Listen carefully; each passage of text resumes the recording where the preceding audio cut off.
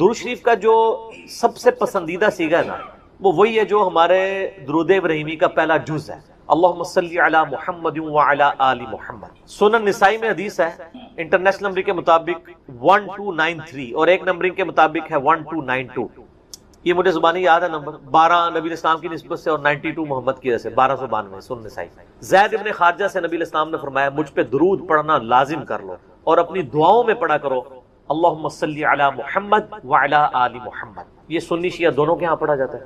اس کے علاوہ بخاری اور مسلم میں درود ابراہیمی ہے جو ہم نماز میں پڑھتے ہیں، یہ بھی ثابت ہے۔ باقی جتنے بھی درود ہیں اسی سے ملتے جلتے ہیں، صلی اللہ علیہ وآلہ وسلم، یہ بھی نبی اسلام سے ثابت ہے۔ صحیح مسلم میں حضرت عیسیٰ علیہ السلام کے لیے آپ نے کہا وَنُزُولِ عِیسیٰ ابْنَ مَرْیَمَ صلی اللہ علیہ وسلم وآلہ وسلم کے ساتھ پڑھنا بہتر ہے، کیونکہ نبی علیہ السلام نے اسی کی ترغیب دلائی۔ درود ابراہیمی میں بھی دیکھیں باقی درود۔ اب رہا مسئلہ کتنی تعداد میں پڑھا جائے، جتنی حسب توفیق ہو۔ مجموع الزوائد میں ایک صحیح سند کے ساتھ حدیث موجود ہے سنن طبرانی کے ریفرنس سے کہ جو شخص صبح کے وقت 10 دفعہ دروشی پڑھ لے اور 10 دفعہ شام کے، قیامت والے دن اسے میری شفاعت نصیب۔ تو یہ بڑا آسان ہے، 10 دفعہ اللہم صلی علی محمد وعلی آل محمد پڑھنے میں کتنا ٹائم لگتا؟ باقی اللہ تعالیٰ نے ڈیٹم لیول کے اوپر تو آپ پہ ویسے ہی یہ لازمی کر دیا ہے۔ نماز میں ہم دروشی پڑھ ہی رہے ہوتے ہیں، ہر نماز میں پڑھ رہے ہوتے ہیں دروشی کے بغیر تمہاری نماز ہی مکمل نہیں ہوتی۔ اور ہماری نماز تو ہم تو دعائے قنوت کے بعد بھی دروشی پڑھتے ہیں، صحیح سند سے ثابت ہے۔ نماز جنازہ میں بھی دروشی پڑھتے ہیں، ہر جگہ درود شریف ہے۔ مسجد میں داخل ہوتے وقت درود شریف، وہ حدیثیں موجود ہیں، وہ میں نے اس لیکچر میں ساری حدیثیں بتائی ہیں۔ ہر خطبے کے آغاز میں درود شریف ہے، جس مجلس میں نبی علیہ السلام کا ذکر ہو وہاں پہ درود شریف ہے۔ مولا علی علیہ السلام سے حدیث ہے جامعہ ترمذی میں صحیح سند کے ساتھ کہ نبی صلی اللہ علیہ وآلہ وسلم نے فرمایا وہ شخص کنجوس ہے جس کے سامنے میرا ذکر ہو اور مجھ پر درود نہ پڑے، اللہم صلی علی محمد وعلی آل محمد۔ اور ترمذی میں ایک حدیث ہے وہ شخص تباہ و برباد ہو جائے جس کے سامنے میرا ذکر ہو اور مجھ پر درود شریف نہ پڑے، اللہم صلی علی محمد وعلی آل محمد۔ اور اس کے علاوہ سنن طبرانی میں بھی ایک روایت ہے، اس روایت کی صحت پہ اختلاف ہے، لیکن چونکہ کچھ محدثین اسے صحیح سمجھتے ہیں اس لیے میں ضرور بیان کرتا ہوں کہ جو شخص روزانہ 100 دفعہ درود شریف پڑھے تو قیامت والے دن اللہ تعالیٰ اسے شہیدوں کے ساتھ اٹھائے گا اور اس کی دونوں آنکھوں کے درمیان لکھا ہوگا کہ یہ شخص منافقت اور دوزخ کی آگ سے بری۔ 100 دفعہ درود شریف، میری تو کوشش ہوتی ہے کہ 100 دفعہ درود شریف روزانہ کم از کم ضرور پڑھا جائے۔ اگر کوئی روزانہ نہیں پڑھ سکتا 10 دفعہ تو پڑھ لیں۔ اور نبی علیہ السلام کے آپ اکثر وظائف دیکھیں گے وہ 100 دفعہ ہی ہیں، اکثر وظائف جو زیادہ تعلیم کیے گئے، جیسے بخاری مسلم میں حدیث ہے کہ جو شخص 100 دفعہ پڑھ لے سبحان اللہ وبحمدہ تو اس کے سارے گناہ معاف کر دیے جائیں گے، چاہے سمندر کی جھاگ کے برابر ہو۔ اور جو شخص صبح شام 100 دفعہ یہی پڑھے تو قیامت دن اس سے بڑھ کے کوئی عمل نہیں لے کے آ سکتا سوائے اس کے کہ جو اس سے زیادہ وہ کلمات پڑھ لے، 100 کا دفعہ۔ پھر بخاری میں 70 دفعہ استغفار کا ذکر ہے۔ پھر تسبیح فاطمہ بھی جو ہے 100 دفعہ ہے، 33 دفعہ سبحان اللہ، 33 دفعہ الحمدللہ، 34 دفعہ اللہ اکبر، یا 33 دفعہ اللہ اکبر اور 100 کا عدد پورا کرنے کے لیے بخاری مسلم میں آتا ہے لا الہ الا اللہ وحدہ لا شریک لہ لہ الملک ولہ الحمد وہو علی کل شیء قدیر۔ تو یہ سارے 100 والے ہیں، زیادہ تو آپ جتنا مرضی پڑھیں۔ جامعہ ترمذی میں حدیث ہے قیامت والے دن میرے سب سے زیادہ نزدیک وہ شخص ہوگا جس نے دنیا میں مجھ پہ سب سے زیادہ درود شریف پڑھا ہوگا، اللہم صلی علی محمد وعلی آل محمد۔ تو سر جتنا گڑ ڈالیں گے اتنا میٹھا ہوگا، درود شریف جتنا پڑھیں اتنا ہی کام ہے، نبی علیہ السلام کے قرب کا ذریعہ۔ لیکن صرف درود شریف پہ زور ہو، نبی علیہ السلام کی تعلیمات پہ زور نہ ہو تو یہ غلط ہے۔ درود شریف کے لیے باوضو ہونا بھی شرط نہیں، یہ اللہ کا ذکر ہے اور ایسا ذکر ہے جس کے لیے کوئی پروٹوکول نہیں۔ وضو پروٹوکول ہوتا ہے نماز پڑھنے کا، عام اذکار کے لیے کوئی وضو پروٹوکول نہیں ہوتا۔ ویسے آپ نے رکھنا ہے وہ ضرور کریں، لیکن ادروائز ان اذکار کا وہ پروٹوکول اس حوالے سے نہیں ہوتا۔ تو میری خواہش یہ ہے کہ آپ روزانہ کم از کم 100 دفعہ ضرور درود شریف پڑھیں۔ اگر نہیں پڑھ سکتے تو صبح فجر کے بعد 10 دفعہ اور 10 دفعہ مغرب کے بعد صبح شام 10 دفعہ پڑھ لیں تاکہ شفاعت رسول صلی اللہ علیہ وآلہ وسلم حاصل ہو۔ پھر مسلم شریف میں حدیث ہے، بخاری میں بھی کچھ حصہ ہے کہ جو اذان کا جواب دے، یعنی وہی مؤذن والے کلمات رپیٹ کرے، اس کے بعد مجھ پہ درود شریف پڑھے اور الوسیلہ والی دعا مانگے تو میری شفاعت اس کے لیے حلال ہو جائے گی، وہاں بھی درود شریف ہے۔ صحیح مسلم میں حدیث ہے جو ایک دفعہ 10 درود شریف پڑھے گا اللہ تعالیٰ اس پہ 10 رحمتیں نازل فرمائے گا۔ سنن نسائی میں حدیث ہے جو ایک دفعہ درود شریف پڑھے گا اللہ تعالیٰ اس پہ 10 رحمتیں نازل فرمائے گا، اس کے 10 درجات بلند کر دے گا، اسے 10 نیکیاں عطا فرمائے گا، اس کے 10 گناہ معاف کر دے گا۔ کتنی بڑی فضیلت ہے سر، اتنی بڑی فضیلت مجھے بتائیں کس عمل کی ہوگی؟ نفلی عبادات میں افضل ترین عبادت درود شریف۔ اچھا یہ درود شریف اللہ کی عبادت ہے کیونکہ آپ رجوع اللہ کرتے ہیں، اللہم صلی علی محمد وعلی آل محمد۔ یہ جو جمعے کے دن کے وظائف ہیں نا، اب وہ آپ یعنی غروب آفتاب جمعرات والے دن اس سے لے کے جمعے کی مغرب تک کر سکتے، یہ نہیں ہوتا کہ جمعے کے دن کوئی کرنا ہو۔ تو جمعے والے دن درود شریف پڑھنے کی فضیلت ہے۔ ابو داؤد کے اندر اور ترمذی کے اندر، سنن نسائی میں، ابن ماجہ میں حدیث ہے کہ نبی صلی اللہ علیہ وآلہ وسلم فرمایا کہ جمعے کا دن تمام دنوں کا سردار ہے۔ اسی دن آدم علیہ السلام پیدا ہوئے، اسی دن وہ فوت ہوئے، اسی دن پہلا سور پھونکا جائے گا، دوسرا سور پھونکا جائے گا، قیامت قائم ہوگی۔ تم جمعے والے دن مجھ پہ کثرت سے درود پڑھو، تمہارا درود مجھ پر پیش کیا جائے گا۔ تو صحابہ کرام نے جرت کر کے پوچھا، یا رسول اللہ صلی اللہ علیہ وسلم جب آپ مر جائیں گے اور آپ کی ہڈیاں مٹی میں مل جائیں گی؟ سر یہ صحابہ کے الفاظ ہیں، جب تک 295C نہیں تھی مدینہ شریف، ورنہ آج کل تو کوئی سوال کر سکتا ہے؟ صحابہ پہ اللہ کی کروڑوں رحمتیں، وہ سوال کیے تو ہمیں عقیدے پتہ چلے۔ تو نبی علیہ السلام نے فرمایا کہ ان اللہ حرم علی الارض ان تأکل اجساد الانبیاء، بے شک اللہ نے مٹی پہ حرام کر دیے کہ نبیوں کے جسموں کو کھائے۔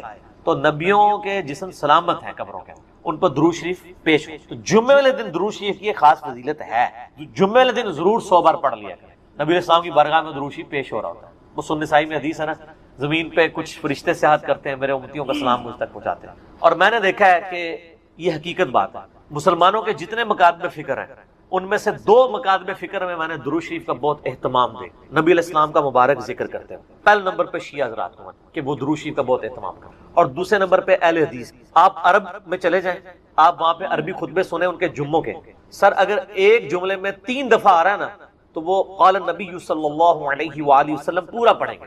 یہاں ہمارے لوگ بیان کرتے پوری تقریر، میرے حضور گئے، حضور آئے، حضور نے کیا، درود شریف ایک دفعہ بھی نہیں پڑھتے کیونکہ ٹرینڈ میں نہیں۔ تو یہ ٹرینڈ سیٹ کرنا چاہیے، اور یہ بھی آپ کا کام ہے کہ جب کسی علماء سے آپ یہ سنیں کہ وہ بغیر درود شریف کے نبی صلی اللہ علیہ وآلہ وسلم کا ذکر کر رہا ہے، تو آپ اسے بتائیں کہ یار چلو 4 دفعہ نام لیا ہے، 1 دفعہ تو درود شریف ساتھ پڑھتے ہیں۔ اور لیکن میں آپ کو بتاؤں، بزرگوں کے جب نام لیں گے نا کبھی بغیر رحمت اللہ لے کے نہیں لیں گے۔ آپ یہ دیکھیں کہ کبھی کوئی کہہ دے کہ شیخ عبد القادر جیلانی نے فرمایا، ہمیشہ کہیں گے رحمت اللہ علیہ۔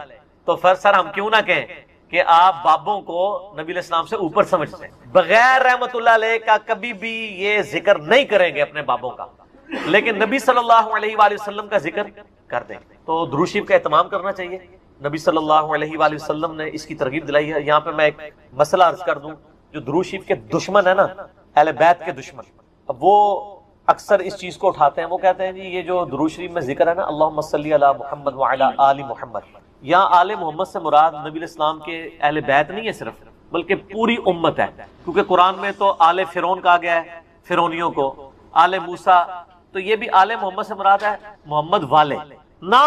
یہ کہانیاں اس وقت تک تھی جب تک کہ انجینئر صاحب کی ویڈیوز بخاری مسلم کی روشنی میں سامنے نہیں آئی تھی۔ صحیح بخاری میں یہ الفاظ ہیں کہ صحابہ کرام نے کہا، اے اللہ کے محبوب صلی اللہ علیہ وآلہ وسلم، ہم نے سلام تو آپ پہ عرض کرنا سیکھ لیا ہے، السلام علیکہ ایھا النبی ورحمۃ اللہ وبرکاتہ، نماز میں آپ ہمیں یہ بتائیے کہ ہم آپ اور آپ کے اہل بیت پر درود کیسے پڑھیں، آپ اور آپ کی آل پہ نہیں، اہل بیت۔ تو کوئی نبی علیہ السلام کا امتی جو غیر سید ہے اور وہ کہہ سکتا ہے میں اہل بیت ہوں، تو اہل بیت کے اگینسٹ آل محمد آپ نے تعلیم دی۔ درود شریف میں آل محمد سے مراد اہل بیت، نبی علیہ السلام کی جو اولاد ہے، آل علی، آل عقیل، آل عباس، آل جعفر، جو صحیح مسلم میں غدیر خون کی حدیث کے اندر موجود۔ تو یہ یہاں آل محمد سے مراد اہل البیت ہے نبی علیہ السلام، باقی ان پہ درود پڑھیں گے تو ہم پہ تو ویسے ہی رحمتیں نازل ہو جانی ہیں، ان کے صدقے ہم تک بھی پہنچ جائیں گی اس حوالے سے۔ تو یہ میں نے ایک ضمناً مسئلہ عرض کر لیا، لوگ بیچ میں نا یہ پخے چھوڑ رہے ہوتے ہیں، تو میں نے اس پہ میرا یوٹیوب پہ کلپ بھی چڑھا ہوا ہے، درود اور اہل بیت کے دشمن، تو اس میں میں نے بتایا تھا یہ یعنی اپنے بغض کا اظہار اس طریقے سے کر رہے ہوتے ہیں، ان کو تو کوئی چیز اس طریقے سے ہضم نہیں ہو رہی ہوتی نا، تو وہ جان بوجھ کے ایسی باتیں نکالتے ہیں۔ درود شریف پڑھیں، اور مجھے یاد ہے کہ 3-4 سال پہلے مجھے ایک بریلوی بھائی کا فون آیا، تو مجھے کہنے لگے کہ جی آپ کی ویڈیوز بہت اچھی ہیں، میں آپ کی ویڈیوز کی وجہ سے مسلک چھوڑا، سب کچھ سیکھا، آپ سے ایک ریکویسٹ کرنی ہے کہ آپ جب درود شریف پڑھتے ہیں نا تو آپ صلی اللہ علیہ وآلہ وسلم پڑھا کریں۔ تو آپ میری پرانی ویڈیوز دیکھیں تو اس میں صلی اللہ علیہ وسلم ہوتا تھا، تو میں نے اس کا پھر یہ مشورہ مانا، تو پھر میں نے آہستہ آہستہ اپنے آپ کو اس کا عادی کیا کہ وآلہ وسلم بھی کہا جائے، کیونکہ نبی صلی اللہ علیہ وآلہ وسلم کو یہ چیز پسند ہے کہ آپ صلی اللہ علیہ وآلہ وسلم کے اہل بیت کا ذکر کیا جائے، اس لیے درود ابراہیمی میں بھی اہل بیت کا ذکر کیا گیا۔ اچھا، درود ابراہیمی میں بعض لوگ کہتے ہیں یہ جو آل ابراہیم کا ذکر ہے تو آپ یہودیوں پہ درود پڑھ رہے ہوتے ہیں۔ نہیں سر، یہودیوں میں کہاں درود ہے؟ اس میں ہے کہ اے اللہ درود بھیج محمد صلی اللہ علیہ وآلہ وسلم اور ان کی آل یعنی اہل بیت کے اوپر، جیسا کہ تو نے رحمت بھیجی تھی۔ مثال ہے، اب والا یہودی تو ہے ضربت علیہم الذلہ والمسکنہ، یہ تو مغضوب علیہم ہے، یعنی مراد وہ جو اہل توحید تھے بنی اسرائیل میں سے، کون؟ حضرت موسیٰ علیہ السلام، عیسیٰ علیہ السلام، یعقوب علیہ السلام، یوسف علیہ السلام، جن پہ اولاد ابراہیم تو یہ ہے نا، وہ تو اولاد ابراہیم نہیں ہے نا جس نے ابراہیم والے کام ہی چھوڑ دیے. وہ تو قرآن میں آیا کہ حضرت نوح علیہ السلام نے کہا یا اللہ یہ میرا بیٹا ہے. اللہ فرمایا اس کے تو اعمال ہی کافر والے ہیں، تیرا بیٹا ہی نہیں، بیگوٹن سن تھا. تعلیمات پہ عمل نہ کرنے کی وجہ سے اللہ تعالیٰ نے بیگوٹن سن ہونا، صلبی بیٹا ہونے کا بھی انکار کر دیا.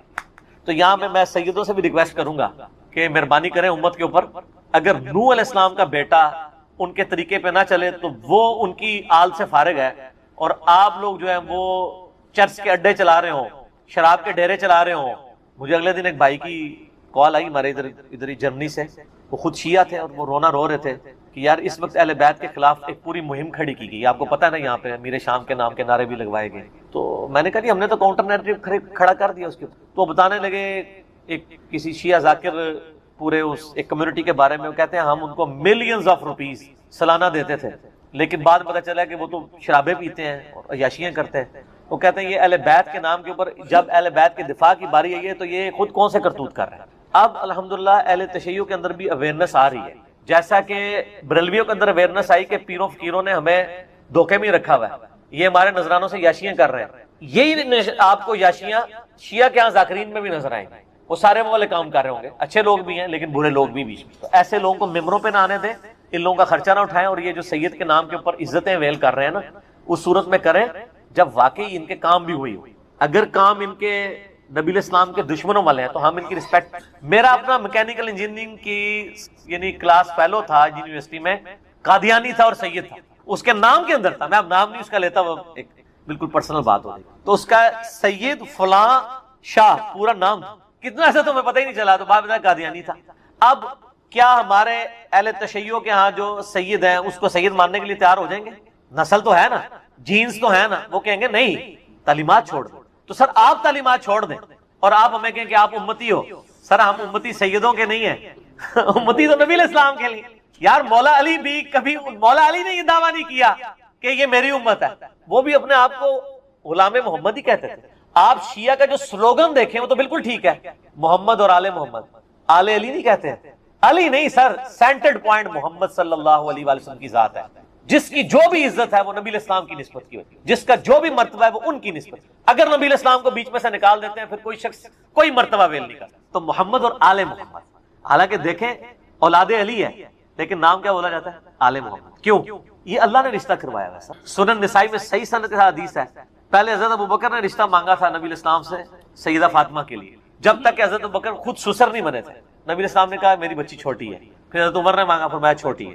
پھر حضرت علی نے مانگا تو رشتہ کر دیا، کیونکہ اللہ نے وحی کے ذریعے بتایا تھا کہ آپ کی اولاد یعنی جو آل محمد ہے وہ اولاد علی ہوگی. یہ سر آسمانی رشتہ طے ہوا ہے، یہ چھوٹا معاملہ نہیں ہے.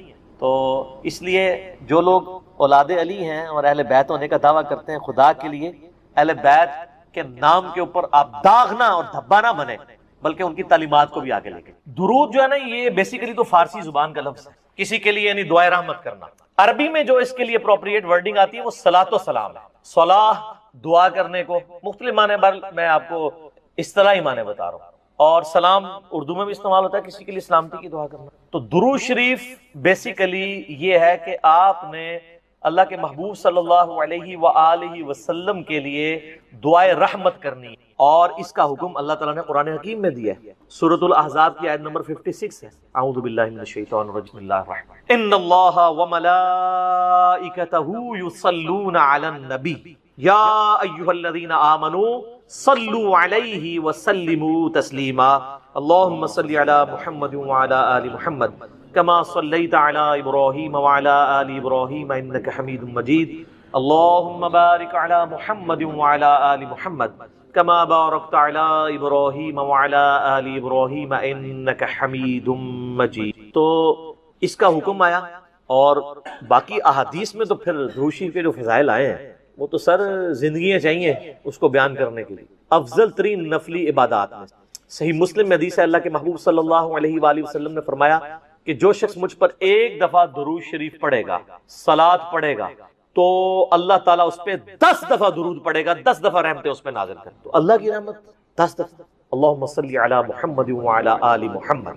اسی طریقے سے اسی کی ایکسپلینیشن سنن نسائی میں ایک حدیث ہے کہ جبرائیل علیہ السلام نے آ کر کہا کہ اللہ کے نبی علیہ السلام آپ اس پہ کیا خوش نہیں ہیں کہ جو بھی آپ کا امتی ایک دفعہ درود پڑھے اللہ تعالیٰ اس پہ 10 دفعہ درود بھیجے گا، اور جو ایک دفعہ سلام پڑھے اس پہ 10 دفعہ سلامتی بھیجی جائے گی۔ اور سنن نسائی میں ایک اور حدیث ہے کہ نبی اسلام نے فرمایا کہ جو مجھ پر ایک دفعہ درود پڑھے گا اللہ تعالیٰ اس پہ 10 رحمتیں نازل فرمائے گا، اس کے 10 درجات بلند کر دے گا اور اس کے 10 گناہ معاف کر دے گا، اور ایک طریق میں آتا ہے کہ اسے 10 نیکیاں بھی عطا کرے گا۔ ہماری کئی عبادات کا حصہ درود شریف کو بنا دیا گیا۔ جامع ترمذی میں حدیث ہے، کنجوس ہے وہ شخص، مولا علی نے یہ روایت کی ہے، جس کے سامنے میرا ذکر ہو اور مجھ پر درود نہ پڑے۔ اللہم صلی علی محمد وعلی آل محمد۔ ترمذی اور مسند احمد میں حدیث ہے، تباہ و برباد ہو جائے وہ شخص کہ جس کے سامنے میرا ذکر کیا جائے وہ مجھ پر درود نہ پڑے۔ اللہم صلی علی محمد وعلی آل محمد۔ اور یہ تو ڈیٹیل آتی ہے پھر وہ مستدرک الحاکم میں، نبی الاسلام وہ ایک سیڑھی پہ چڑھے، کہا آمین، دوسری پہ، تیسری پہ، تو صحابہ نے کہا یہ آپ نے آمین کیوں کہا؟ تو کہا کہ جبرائیل علیہ السلام میرے پاس آئے تھے، انہوں نے کہا تباہ و برباد ہو جائے وہ شخص، ناک خاک آلود ہو اس کی، کہ جو آپ کا ذکر سنے اور درود شریف نہ پڑھے۔ تو میں نے کہا آمین، اللہم صلی علی محمد وعلی آل محمد۔ دوسری سیڑھی پہ انہوں نے کہا کہ برباد ہو جائے وہ شخص جو ماں باپ دونوں کو یا دونوں میں سے کسی ایک کو بوڑھی حالت میں پائے اور ان کی خدمت کر کے جنت نہ کما سکے، تو میں نے کہا آمین۔ اور تیسری سیڑھی پہ انہوں نے کہا جو رمضان کا مہینہ پائے اور اپنی مغفرت نہ کروا سکے تو تباہ و برباد ہو جائے وہ شخص، تو میں نے کہا آمین۔ مسند احمد میں ایک بڑی عجیب حدیث ہے، رکت انگیز، نبی اسلام نے فرمایا جو لوگ کسی مجلس میں شریک ہوں اور بغیر اللہ کا ذکر اور درود کیے کسی بھی مجلس میں ذکر و درود کے بغیر وہاں سے اٹھ جائیں، ایسے لوگ جنت میں بھی داخل ہو گئے نا، وہاں بھی انہیں حسرت ہوگی اس مجلس پہ جو بغیر ذکر و درود۔ اللہم صلی علی محمد وعلی آل محمد۔ تو یہ تو اتنے فضائل ہیں کہ آپ بیان کرتے جائیں، یہ تو یعنی نہ ختم ہونے والے ہیں، ان کا کوئی اینڈ نہیں ہے۔ تو درود اور سلام، صلاۃ و سلام، یہ اللہ تعالیٰ کی طرف سے امت کے لیے ایک بہت بڑا تحفہ ہے۔ اور اس حوالے سے اگر آپ بخاری مسلم کھولیں نا تو آپ کو ایک حدیث ملے گی، جب یہ آیت نازل ہوئی نا ان اللہ و ملائکتہ یصلون علی النبی، تو صحابہ نے کہا یا رسول اللہ ہم نے آپ پر سلام تو سیکھ لیا ہے جو بخاری مسلم میں آتا ہے تشہد، السلام علیکہ ایھا النبی ورحمۃ اللہ وبرکاتہ، آپ ذرا درود بھی سکھائیں۔ بخاری کے ایک طریق میں آپ ہمیں درود سکھائیں جو ہم محمد اور اہل بیت محمد صلی اللہ علیہ وآلہ وسلم پر پڑھیں، تو پھر آپ نے درود ابراہیمی تعلیم کیا۔ اور مسلم کے ایک طریق میں آتے ہیں آپ تھوڑی دیر خاموش ہو گئے، صحابہ کہتے ہیں اتنی دیر خاموش رہے کہ ہم نے یہ گمان کیا کاش سوال کرنے والا سوال نہ کرتا۔ پھر آپ نے تھوڑی دیر بعد کہا کہ وہ سوال کرنے والا کدھر ہے جو درود کا سیگا پوچھ رہا تھا؟ پھر آپ نے درود، یعنی آپ علیہ السلام پہ وحی نازل ہوئی۔ یہ درود ابراہیمی نبی علیہ السلام کو اللہ نے وحی کے ذریعے تعلیم فرمایا ہے۔ دیکھیں نا جی، درود ابراہیمی وحی کے ذریعے بتایا گیا ہے، اس لیے درود ابراہیمی سے محبت کیا کریں۔ یہ کوئی وابی درود نہیں ہے، درود نہ سنی ہوتا ہے نہ شیعہ، اور سید بھی نہ سنی ہوتا ہے نہ شیعہ، سید ہوتا ہے اور اسے سید ہی رہنا چاہیے، سنی شیعہ کی تفریق سے اوپر۔ وَسَمَّاكُمُ الْمُسْلِمِينَ مِن قَبْلُ وَفِي هَذَا، نبی علیہ السلام کا اپنا خطبہ صحیح مسلم کے اندر موجود ہے۔ جابر بن عبداللہ کہتے ہیں، اور یہ حدیث امام باقر علیہ السلام نے روایت کی ہے جابر بن عبداللہ سے، اور امام باقر سے بیان کیے امام جعفر صادق نے، 2005 نمبر ہے صحیح مسلم میں، کہ نبی علیہ السلام جب بھی خطبے کے لیے کھڑے ہوتے تو آپ صلی اللہ علیہ وآلہ وسلم فرماتے کہ میں اور قیامت اس طرح ساتھ بھیجے گئے جیسے یہ دو انگلیاں، درمیان والی اور شہادت کی انگلی جوڑ کے، کیونکہ آپ علیہ السلام کے بعد تو اب صرف قیامت ہی آنی ہے۔ پھر آپ علیہ السلام یہ بھی پڑھتے اما بعد فإن خیر الحدیث کتاب اللہ، آگاہ ہو جاؤ اس کے بعد کہ سب سے بہترین کلام اللہ کی کتاب ہے، وخیر الہدی ہدی محمد صلی اللہ علیہ وآلہ وسلم، اور ہدایت یافتہ راستہ محمد صلی اللہ علیہ وآلہ وسلم کا ہے، وشر الامور محدثاتها، اور بدترین کام وہ ہیں جو دین میں نئے داخل کیے جائیں، وکل محدثۃ بدعہ وکل بدعۃ ضلالہ وکل ضلالۃ فی النار۔ سورۃ نساء میں پوری ڈیٹیل ہے کہ تمام بدعتیں گمراہیاں ہیں، گمراہیاں تمام کی تمام دوزخ میں لے جانے والی۔ اور اس کے علاوہ بھی صحیح مسلم میں ہے نا، وہ نحمدہ ونستعینہ ونستغفرہ ان الحمد للہ نحمده ونستعینه ونستغفره ونعوذ باللہ من شرور انفسنا ومن سیئات اعمالنا من يهده الله فلا مضل له ومن يضلل فلا هادی له واشهد ان لا الہ الا اللہ وحدہ لا شریک له واشهد ان محمدا عبدہ ورسولہ۔ بلکہ صحیح مسلم میں حدیث ہے جس خطبے میں شہادت نہ پڑھی جائے وہ ناقص ہے، شہادت یہ والی، اشهد ان لا الہ الا اللہ وحدہ لا شریک له واشهد ان محمدا عبدہ ورسولہ۔ تو اس کے علاوہ آپ صلی اللہ علیہ وآلہ وسلم سورہ نساء کی پہلی آیت تلاوت کیا کرتے تھے، یا ایھا الناس اتقوا ربکم الذی خلقکم من نفس واحدہ۔ اس کے علاوہ اور آیات بھی آتی ہیں، سورۃ الاحزاب کی آیات بھی آتی ہیں، ترمذی میں وہ روایت کمزور ہے لیکن مسلم شریف میں ایک ہے سورۃ الحشر کی آیات بھی آپ کو تلاوت کیا کرتے تھے کہ اے ایمان والو اللہ کا تقوی اختیار کرو اور ہر جان دیکھے کہ اس نے مستقبل کے لیے، قیامت کے دن کے لیے کیا بھیجا ہے، یہ والی آیت تلاوت کرتے تھے۔ اور سر اس سے بڑھ کر نبی علیہ السلام کی تقریر کیا ہوتی تھی وہ زیادہ امپورٹنٹ ہے۔ وہ صحیح مسلم میں موجود ہے کہ نبی علیہ السلام جمعے کے 2 خطبے ہوتے تھے اور دونوں کے درمیان تھوڑی دیر بیٹھتے تھے اور دونوں خطبے کھڑے ہو کے دیتے تھے اور اس میں لوگوں کو واعظ و نصیحت کرتے تھے اور قرآن سناتے تھے سر. اور مسلم شریف میں حدیث ہے کہ نبی علیہ السلام کے ہر جمعے کے خطبے میں سورہ قاف ہوتی تھی. سورت نمبر 50 سورۃ الکہف ہے نا، 15ویں سے شروع ہو کے 16ویں میں. یہ 26ویں پارے میں چھوٹی سی سورہ قاف جس میں میرا مسئلہ نمبر 59 ہے، منکرین خدا کو دلائل کے ذریعے دعوت. تو وہ سورت آپ صلی اللہ علیہ وآلہ وسلم، اور یہ یقین کریں بڑی پرفیکٹ ہے فکر آخرت کے اعتبار سے، وہ سورت آپ پڑھتے تھے. پھر صحیح مسلم میں حدیث ہے کہ انسان کے فقیہ ہونے کی نشانی یہ ہے کہ اس کی نماز جمعے کی لمبی ہو اور خطبہ مختصر ہو. اور پھر اس کے آگے الفاظ ہیں کہ بعض خطبے تو جادو کا سا اثر رکھتے ہیں، سحر کا سا. یہاں کیا ہوتا ہے الٹ، نماز چھوٹی، صرف اہل حدیث ہیں جو صحیح نماز پڑھ رہے ہوتے ہیں، باقی تو مغرور لا رہے ہوتے ہیں. وہ چھوٹی کیوں پڑھاتے ہیں؟ تقریر اتنی لمبی کر چکے ہوتے ہیں کہ انہوں نے ڈر لگا ہوتا ہے کہ یار جلدی فارغ کریے. سر 1:30 بجے جمعے کا ٹائم ہے تو 1:30 بجے مولوی جو ہے نا وہ تھوڑا سا گرم ہونا شروع ہوتا ہے اور جا کے 1:50 کے اوپر جا کے جماعت کھڑی کرتا ہے. تو جماعت میں اس کو پھر ٹینشن پڑی ہوتی ہے، میں پہلے ہی 20 منٹ لیٹ ہوں، نماز کا رگڑا نکال دیتا ہوں. حالانکہ میں نے تقریباً 1.5 سال ایک بریلویوں کی مسجد میں جمعہ پڑھایا اس زمانے میں، 2000 کے اندر بات ہے، 2000 سے لے کے 2001 تک. میری یعنی نماز جمعے کا ٹائم 1:30 بجے تھا، میں 1:20 کے اوپر تقریر ختم کر دیتا سنتوں کے وقفے کے لیے. اور جب تقریر ختم کرتا تھا تو اس کے بعد ظاہر ہے وہ حنفی طریقے سے اس وقت پڑھتے تھے نا، سنتوں کے وقفے بعد 1:25 پہ عربی خطبہ شروع کیا اور بعض اوقات 1 منٹ انتظار کرنا پڑتا تھا کہ وہ پوری 1:30 ہو تو جماعت کھڑی کرے. 31 32 والی کہانی ختم نہ، وہ کہانی ختم، ٹھیک ہو گیا. اس سر آج ایک کلپ آ رہا ہے مارکیٹ، وہ فرحان بھائی نے تیار کر لیا، وہ انشاءاللہ تعالی ان قریب لانچ ہونے والا ہے. وہ نہ ہی نہ ہے اور اسے نہ 2 بار آئی ہے نہ. وہ کلپ ہے نہ مفتی صاحب، نہ مفتی صاحب ہے، انہوں نے تعریف کی حدیث کی اور ظاہر ہے ان کا بھی قصور نہیں، ان کے بزرگوں نے تعریف کی ہے تو ہم نے اس کی تھوڑی سی انجینئرنگ کر دی ہے. تو وہ کلپ ہے نہ. تو سر نہ اس ٹائم بھی انتظار کرتے تھے پورے 1:30 ہو جماعت کھڑی. اچھا 2 یا 3 جمعے ہی گزرے تھے سر، لوگ جو ہے نا 1 بجے مسجد میں آ جاتے تھے. تقریر خیر اس ٹائم بھی میری اسپیکنگ پاور تو تھی، کہانیاں بھی بڑے اچھے طریقے سے کرا لیتا تھا. اچھا اون بھی کرا لینا، لیکن اون کرا کے پھر انجینئرنگ کرنا، اردو صرف کہانیاں ہی ہونی ہے. حالانکہ انجینئرنگ میں نے کی ہوئی تھی. ٹھیک ہے، تو یہ مطلب انسان کو اس معاملے میں احتیاط کرنی چاہیے. یعنی علماء جو ہے وہ خام خواہ گھسیٹتے رہتے ہیں، تو قرآن پڑھ کے سنائے، ایک طرف سے قرآن شروع کریں.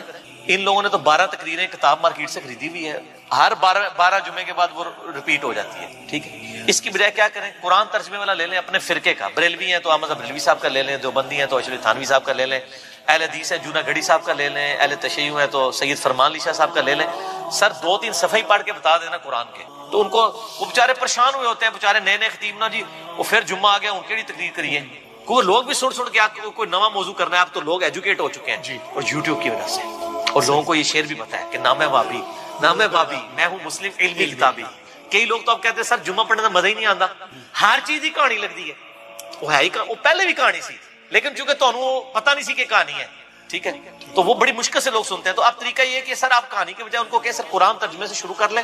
یار قرآن پاک اتنی موٹی کتاب ہے کہ یہ ان کو کئی سال چاہیے ختم کرنے کے لیے. آلموسٹ جو عام یہ نارمل قرآن ہے آپ یہ دیکھیں، یہ آلموسٹ 600 صفحوں. تو اگر یہ ہر جمعے کے خطبے میں صرف 2 صفحے بھی پڑھیں، ٹھیک ہے، تو سال میں کتنے جمعے آئیں گے؟ 52. تو تب بھی 1/3 قرآن بھی نہیں ختم ہوگا. ٹھیک ہے، کتنا ہوگا؟ 100. 6 سال بعد سر خطبہ ریپیٹ ہوئے گا، دیکھ لو. کیونکہ 1 سال میں 100 صفحے پورے ہوئے تو 6 سال کے اندر 600 صفحے پورے ہوں گے. اور اگر اس کو صحیح طریقے سے بیان کیے تو 1 صفحہ بھی نہیں سر مکمل ہوتا. آپ دیکھتے ہیں ہماری تفسیر ایک آیت کے اوپر میں نے بعض کا 6 گھنٹے کے لیکچرز ہیں. تو قرآن کو، اور نبی علیہ السلام کا خطبہ جمعہ قرآن تھا، اور وہاں یہ ایڈوانٹیج تھا کہ بیان کرنے والا بھی عربی تھا، سننے والے بھی عربی تھے، نہ ترجمے کی ضرورت تھی نہ تفسیر اس طرح کرنے کی، ڈائریکٹ بات کی دل کے اوپر ہوتی. اب ہمیں ذرا ترجمہ بھی کر کے بیان کرنا پڑتا ہے. تو نبی علیہ السلام کے جمعے کا خطبہ تذکیر ہوتی تھی، نصیحت، اور نصیحت کس کے ذریعے؟ قرآن کے ذریعے. اور مزے کی بات ہوں، جو سورہ قاف ہے نا، صحیح مسلم میں اوپر تلے 4 حدیثیں ہیں، وہ صحابیہ کہتی ہیں کہ نبی علیہ السلام چونکہ ہر جمعے میں پڑھتے تھے، مجھے زبانی یاد ہوگی سن کے سورہ قاف. اور سورہ قاف کی ہی آخری آیت ہے فذکر بالقرآن من یخاف وعید. اے نبی قرآن کے ذریعے نصیحت کیا کریں ان لوگوں کو جو اللہ کی دھمکی سے ڈرتے ہیں. تو نبی علیہ السلام پھر وہ نصیحت اسی صورت سے ہی کر دیتے تھے، فذکر بالقرآن من یخاف وعید. قرآن کے ذریعے، قرآن سے ہی نصیحت کرنی ہے، قرآن سے ہی آپ نے تذکیر کرنی ہے. لیکن یہ قرآن کیسے پیش کریں؟ قرآن تو آپ کو پتہ پڑھنے سے بندہ گمراہ ہو جاتا ہے نا. گورے ہدایت پا جاتے ہیں تے کالے جڑے نے گمراہ ہو جاتے ہیں. وہ ان لوگوں کے چونکہ اپنے عقائد قرآن کے خلاف تھے اس لیے انہوں نے یہ ڈنڈورا پیٹا.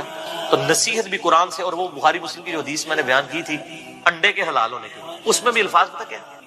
سب سے پہلے جو آتا ہے اس کو اونٹ کی قربانی کا ثواب، اس کے بعد والے کو گائے کا، اس کے بعد والے کو بھیڑ کا، اس کے بعد والے کو مرغی کا، اس کے بعد والے کو انڈے کا، اس کے بعد آگے الفاظ ہے پھر فرشتے جو ہے رجسٹر بند کر دیتے ہیں. وَيَسْتَمِعُونَ الذِّكْرَ، اور پھر وہ کان لگا کے تذکیر جو نصیحت کر رہا ہوتا ہے نا وائز، وہ سننا شروع کر دیتے ہیں. فرشتے بھی تقریریں سنتے ہیں. ویسے تو تھوڑیاں گاڑیاں سن کے تو فرشتے بھی ہنستے ہوڑے تھے. بندے ہنس رہے ہیں یار، یقین کریں مجھے تو اب فرشتوں کے اوپر آ رہا ہے. یار فرشتے کیا سوچتے ہوں گے یار کہ ان کو اللہ تعالیٰ نے ایک پیغمبر دیا، کتاب محفوظ کی، یہ اس کو چھوڑ کے کہانیاں کرا رہے ہیں. بڑا حوصلہ ہے فرشتیاں دا، یقین کرو. پھر بھی تھوڑا نام رجسٹر لکھتے ہیں، ہو سکتا ہے نہ لکھتے ہوں. کہانی سننے کے لیے پہلا بندہ آ گیا، ہوں دوسرا آ گیا، ہوں تیسرا آ گیا، تے کہانی سن کے اٹھ گیا تے گھر بھی جا کے کہانیاں ہی سنائے گا. آپ امیجن کریں کہ فرشتوں کے لیے تو حسب حال ہی بنا ہوا ہے یہ مسجدیں جو ہیں، لیکن ان بیچاروں کی تو اللہ نے ڈیوٹی لگائی ہے. ادروائز یقین کریں آپ کی جو مسجدیں نا ان میں تو وہ کہیں یا اللہ اتنے نہ منو بھیجو، لیکن وہ چونکہ پابند ہیں حکم کے تو وہ جاتے ہیں.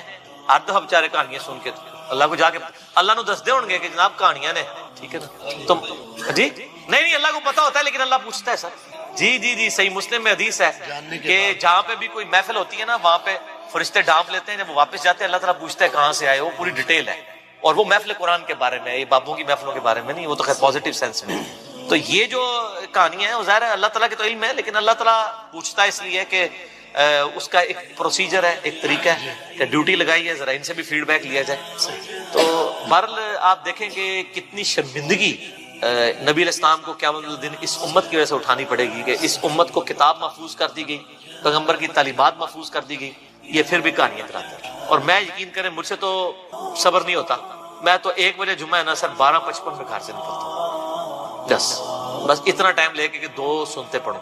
اس میں بھی بعض کا ایک دو جملے اتنے کوفت والے آخری منٹ میں بھی پڑھ جاتے ہیں دماغ میں کہ بندہ کہتا ہے یا تو پھر یہ اصلاح کرے نا سر. تو صحیح مسلم میں حدیث ہے کہ مؤمن وہ ہے کہ جو برائی دیکھے تو ہاتھ سے روکے، ہاتھ سے نہیں روک سکتا، زبان سے روکے.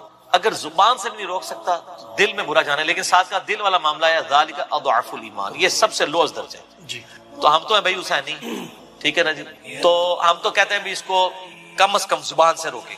اور ہم تو زبان سے بھی کسی کو روکیں تو یہ ڈر لگتا ہے کہ وہ ضد میں نہ آ جائے. تو اس لیے پھر بہتر ہے کہ نہ سنیں اور نہ وہ کرنا پڑے. میں کسی کو یہ مشورہ نہیں دیتا، آپ لوگ سنیں اور لوگوں کو بتائیں. آپ کے اصلاح کرنے سے کوئی برا نہیں منائے گا، میرے ذرا کرنے سے ذرا میں آپ کو پتہ ہے نا پھر ایک جو ہے وہ بریکٹ والا مشہور ہو چکا ہوں انورٹڈ کاماز میں، تو اس لیے میرے لیے تو مشکل ہو جاتا. تو میں جو ادھیڑ عمر کے جو بزرگ ہیں نا ان سے ریکویسٹ کر کے نا تو اپنی معروضات پہنچاتا رہتا ہوں خطبات تک کہ یہ جو کہانی کرائی تھی ان کو بتائیں کہ یہ کہاں لکھی ہوئی ہے. کیونکہ جو سفید داڑھی والے ہیں ان کے ساتھ کم از کم مولوی بدتمیزی نہیں کرتے، سن لیتے ہیں بات مان بھی لیتے ہیں. ہم لوگ بات کریں تو وہ برا مان جاتے ہیں، میں تو ویسے ہی کرنے جوگا نہیں. اور آپ لوگ بھی، آپ میں سے بھی اکثر وہ کو بات کرے وہ کہتے ہیں پتہ لگے کہڑے اسٹیشن تو بول رہے ہیں. ٹھیک ہے یہ جو چھوڑ دیں جناب، جہاں بھی آپ یعنی یہ ہمارے ایک بھائی ہیں ساہیوال میں، وہ بتا رہے تھے وہ کسی مسجد میں چلے گئے تو وہاں پہ کوئی مولانا صاحب نا یعنی درس دے رہے تھے. تو ظاہر آپ جو ہماری ویڈیوز دیکھتے ہیں ان کو تو پتہ ہوتا ہے نا مطلب یہ کیا سچ ہے اور کیا یہ کہانی کروا رہے ہیں. تو جناب وہ درس دے کے جب وہ فارغ ہوئے نا تو انہوں نے کہا جی یہ جو آپ نے بیان کیا ہے تو یہ کہاں پہ لکھا ہوا ہے، کوئی اس کا کوئی حدیث، کوئی ریفرنس اور یہ وہ. تو جب یہ کوئی بات پوچھ رہا ہو آج کے زمانے میں اور ساتھ اس کی غلطی سے اس کے منہ سے نکل جائے، یہ ہمارے لوگوں سے بڑی غلطی ہوتی ہے، وہ کہتے ہیں اس حدیث کا انٹرنیشنل نمبر بھی بتا دیں. بس یہ بولنے کی دیر ہے اور لگتا ہے مجھے پتہ لگ گیا تو کہڑے اسٹیشن تو بول رہا ہے، تو انجینئر تو سننا ہے، جس مرضی اسٹیشن سے کوئی بول رہا ہے. ہم تو آپ سے اللہ نبی کی بات پوچھ. سیدنا ابراہیم علیہ السلام کو جب آگ میں پھینک رہے تھے نا تو ابراہیم علیہ السلام نے اس وقت کہا تھا حسبنا اللہ ونعم الوکیل، ہم نے اللہ ہی پر بھروسہ کیا اور وہی بہتر کارساز ہے. اور تمہارے نبی صلی اللہ علیہ وسلم کو بھی جب مصیبت اور پریشانی آتی تھی وہ بھی پڑھا کرتے تھے حسبنا اللہ ونعم الوکیل، ہم نے اللہ ہی پر بھروسہ کیا اور وہی بہتر کارساز ہے. اور یہ جو انہوں نے کہا کہ نبی صلی اللہ علیہ وسلم بھی یہ کہتے تھے، اس کا ذکر الحمدللہ قرآن میں بھی موجود ہے، اس سے بھی بڑھ کر سورہ آل عمران کی 173 نمبر آیت میں ہے کہ جب نبی صلی اللہ علیہ وسلم اور اہل ایمان کو یہ خبر پہنچی کہ کافر ان کے خلاف سازشیں کر رہے ہیں تو نبی اور اہل ایمان نے پکارا حسبنا اللہ ونعم الوکیل، اسی طریقے سے آپ لا الہ الا انت سبحانک انی کنت من الظالمین، یا حسبنا اللہ ونعم الوکیل، یا حی یا قیوم برحمتک استغیث، جو بھی وظیفے پڑھیں نا، ایک دفعہ ان وظیفوں کو جب آپ الگ سے دعا مانگ رہے ہوں اس وقت اس کو آپ اپنی زبان میں بھی دہرائیں، اور اس کے لیے کوئی تسبیح نہیں کھینچنے کی ضرورت کہ آپ نے اتنے 100 دفعہ پڑھنا ہے. تسبیح تو ویسے ٹھیک ہے، وہ آپ استعمال کر سکتے ہیں، لیکن آپ چلتے پھرتے اٹھتے بیٹھتے ہر وقت جس حالت میں بھی، اور صحیح مسلم میں حدیث ہے کہ یہ جو وظائف ہیں ان کے لیے تو کوئی وضو بھی کیا، غسل بھی پروٹوکول نہیں ہے. اب عائشہ کہتی ہیں نبی صلی اللہ علیہ وسلم حالت جنابت میں بھی اللہ کو یاد کر لیا کرتے تھے. صحیح مسلم میں حدیث موجود ہے. اور جو قرآن میں بھی دعائیں یا اذکار آئی ہیں نا، جب آپ حالت جنابت میں بھی اس کو کریں گے نا تو اس پہ قرآن کا حکم نہیں لگے گا. تو جامعہ ترمذی اور ابو داؤد میں جو حدیث ہے کہ حضرت علی کہتے ہیں نبی صلی اللہ علیہ وسلم کو حالت جنابت کے علاوہ کوئی اور حالت قرآن پڑھنے سے مانے نہیں ہوتی تھی، تو اس سے مراد قرآن کی تلاوت ہے. اگر قرآن کی دعائیں جیسے ہیں بسم اللہ الرحمن الرحیم، یہ بھی تو قرآن ہے، سبحان اللہ بھی تو قرآن ہے، الحمدللہ بھی تو، یہ اذکار جو ہے نا، جب آپ اذکار کی نیت سے پڑھ رہے ہوں گے پھر یہ قرآن نہیں شمار ہوں گے، ذکر شمار ہوں گے. اور اس کے لیے نہ وضو پروٹوکول ہے اور نہ غسل کا ہونا ضروری، ہر حال میں اللہ کو یاد کریں. آپ علیہ السلام نے فرمایا 100 دفعہ روزانہ سبحان اللہ پڑھ لیا کرو، تمہیں 100 غلام آزاد کرنے کا ثواب ملے. سر روزہ اگر آپ توڑ بیٹھیں تو ایک غلام آزاد کرنا پڑتا ہے، تو 100 روزوں سے بھی کے برابر یہ آپ سمجھ لیں. 100 دفعہ الحمدللہ پڑھ لیا کرو، تمہیں 100 گھوڑے اللہ کی راہ میں جہاد کے لیے بھیجنے کا ثواب ملے. 100 دفعہ اللہ اکبر پڑھ لیا کرو، تمہیں 100 اونٹ اللہ کی راہ میں بھیجنے کا، قربان کرنے کا، نہر کرنے کا ثواب ملے گا. 100 اونٹ، سر ایک اونٹ کی قیمت آلموسٹ 2-2.5 لاکھ روپے، کروڑوں روپے کا وظیفہ ہے جی، یہ ملینز آف ڈالرز کا یہ وظیفہ ہے فری میں. اور 100 دفعہ لا الہ الا اللہ پڑھ لیا کرو، یہ زمین و آسمان کے درمیان جتنا فاصلہ ہے اس کو ثواب سے بھر دے. سر لا الہ الا اللہ کے پھر برابری کون کر سکتا ہے؟ وہ حدیث بطاقہ ہے نا، کاغذ کے پرزے والی حدیث جامعہ ترمذی میں، کہ ایک شخص کے 99 دفاتر گناہوں کے کھولے جائیں گے اور نامہ مال تل رہا ہوگا، تو اللہ تعالیٰ فرمائے گا میں کسی کے ساتھ ناانصافی نہیں کرتا. دوسری طرف ایک کاغذ کا ٹکڑا ڈالا جائے گا جس پہ لا الہ الا اللہ لکھا ہوگا. وہ شخص کہے گا یہ ایک ٹکڑا کیا کر سکتا ہے، بس وہ رکھنے کی دیر ہوگی، وہ پڑھنا بھاری ہو جائے گا. اللہ کے نام سے تو وزنی کوئی چیز نہیں ہو سکتی. اسے کہتے ہیں کاغذ کے پرزے والی حدیث، اس کے لیے جنت کا حکم ہو جائے گا. لا الہ الا اللہ کا مقابلہ نہیں ہے. تو یہ 4 وظیفے ہیں، سبحان اللہ، الحمدللہ، اللہ اکبر، لا الہ الا اللہ. یہ اتنا محبوب وظیفہ ہے کہ جو سنن ابی داؤد میں، جامعہ ترمذی میں صلاۃ و تسبیح والی حدیث ہے، اس میں 300 دفعہ کون سے کلمات پڑھے جاتے ہیں؟ یہی سبحان اللہ والحمد للہ ولا الہ الا اللہ واللہ اکبر، بس اتنا ہی پڑھنا ہوتا ہے. یہ ولا حول ولا قوت الا باللہ کی حدیثیں الگ سے ہیں، لیکن صلاۃ و تسبیح میں اتنا ہی پڑھنا ہوتا ہے، چاروں کلمات. حتیٰ کہ صحیح مسلم میں حدیث ہے، نبی علیہ السلام نے فرمایا یہ 4 کلمات مجھے ہر اس چیز سے بڑھ کر محبوب ہیں جن پہ سورج طلوع ہوتا ہے. یعنی دنیا اور جو کچھ دنیا کے اندر ہے اس سے بڑھ کر مجھے یہ چیز محبوب ہے کہ میں یہ 4 کلمات کہہ لوں، سبحان اللہ والحمد للہ ولا الہ الا اللہ واللہ اکبر. اور صحیح مسلم کی ایک اور حدیث ہے کہ نبی علیہ السلام نے فرمایا اللہ تعالیٰ کو اس سے بڑھ کر کوئی اور کلمات محبوب نہیں ہے، اور یہ حصہ بخاری میں بھی ہے اس کا. اور اس میں اللہ تعالیٰ کی طرف سے کوئی پابندی نہیں ہے، تم ان کی ترتیب بھی بدل سکتے ہو. یعنی سبحان اللہ کے بعد آپ اللہ اکبر پڑھ لیں، پھر لا الہ الا اللہ، کوئی فرق نہیں. یہ ایک اوپن چیز ہے. آپ یوں بھی کر سکتے ہیں کہ پہلے 100 دفعہ پڑھ لیں سبحان اللہ سبحان اللہ سبحان اللہ، الحمدللہ الحمدللہ الحمدللہ، اللہ اکبر، کیونکہ را کو پھر لام سے ملائیں گے، اللہ اکبر اللہ اکبر اللہ اکبر، لا الہ الا اللہ لا الہ الا اللہ لا الہ الا اللہ. اور یوں بھی پڑھ سکتے ہیں، وہ زیادہ بہتر ہے، سبحان اللہ والحمدللہ ولا الہ الا اللہ واللہ اکبر، کیونکہ اکبر پہ وقف کریں گے، ورنہ یہ سبحان اللہ تو الحمدللہ ہی پڑھ نہیں سکتے آپ، کیونکہ الحمدللہ الحمدللہ بنے گا کنٹینیوس، جیسے اللہ اکبر اللہ اکبر اللہ اکبر بنے، تو وقف کرنا پڑے گا. سوائے سبحان اللہ کے، سبحان اللہ یہ تو پڑھ سکتے ہیں، لیکن الحمدللہ کو الحمدللہ وقف کرنا پڑے گا. اللہ اکبر اگر ملائیں گے تو اللہ اکبر، را کو لام سے، تو اس کی بجائے اتنی مشکل میں نہ پڑھیں، سبحان اللہ والحمدللہ ولا الہ الا اللہ واللہ اکبر. ایک تسبیح پڑھ لے، چاروں وظیفے 100 دفعہ ہو جائیں گے، کیونکہ نبی علیہ السلام نے اجازت دے دی ہے نا، آگے پیچھے دائیں میں کچھ بھی کر سکتے ہو. اور یہ ترتیب تو صلاۃ و تسبیح میں موجود ہے، نبی علیہ السلام نے کلمات پڑھے بھی ہیں. آپ کو پتہ ہے تبلیغی جماعت والے 3 وظیفے بتاتے ہیں، ویسے بڑی سمجھداری سے ہی کسی نے وہ ڈیوائز کیے ہوئے ہیں. 100 دفعہ وہ یہ بتاتے ہیں سبحان اللہ والحمد للہ ولا الہ الا اللہ واللہ اکبر، وہ ساتھ وہ بھی بتاتے ہیں ولا حول ولا قوت الا باللہ، وہ بھی پڑھ سکتے ہیں، وہ بھی صحیح بخاری میں رات کو اٹھتے وقت کی دعا ہے۔ العلی العظیم تک بھی پڑھ سکتے ہیں، وہ ابن ماجہ میں موجود ہے۔ میرا ایک یوٹیوب پہ کلپ ہے 6 کلموں کا ثبوت، تو میں نے بتایا 4 کلمے ثابت ہیں، 2 مولویوں کے لکھے ہوئے ہیں آخری والے جو ہیں، تو بلکہ وہ میرا بیٹا تو وہ کورس میں آیا تو اس نے وہ 2 یاد ہی نہیں کیے، تو اس کو ماں کہہ رہی یاد کرو، کہتی ثابت، وہ کہتا ثابت ہی نہیں ہے تو کیوں ساری یاد کرو۔ ہم ریکویسٹ کریں گے، ہمارے پاس بھی وہ کورس اسلامیات کا جو ہے نا اس کو ریویو کرنے کے لیے بھیجا ہوا ہے ہماری اکیڈمی میں انہوں نے، تو ہم اس میں ان کو ریکویسٹ کریں گے کہ یہ آخری 2 کلمے نکال دیں، پہلے 4 کلمے ثابت ہیں۔ وہ تو ثابت ہی نہیں ہے تو خام خواہ لوگوں کو آپ رٹا رہے ہیں، الٹا جن لوگوں کی شادی ہونے والی ہوتی ہے وہ بیچارے ٹینشن میں پڑے ہوتے ہیں 6 کلمے یاد کرنے کے، حالانکہ کلمے کے ساتھ تو کوئی تعلق ہی نہیں اس کے۔ تو یہ جو صلاۃ و تسبیح کے اندر بھی پڑھا جاتا ہے، لیکن اس میں لا حول ولا قوت الا باللہ نہیں، وہ تو لادہ سے بخاری مسلم میں حدیث ہے کہ جنت کے خزانوں میں سے ایک خزانہ ہے لا حول ولا قوت الا باللہ، تو آپ پڑھنا چاہتے ہیں ضرور پڑھیں، اس میں وظیفے کے طور پہ آپ پوری تسبیح اس کی پڑھ لیں بے شک۔ تو تبلیغ جماعت والے یہ بتاتے ہیں 100 دفعہ درود شریف بتاتے ہیں اور 100 دفعہ استغفار بتاتے ہیں، بہت انٹلیکچوئل چیز ہے۔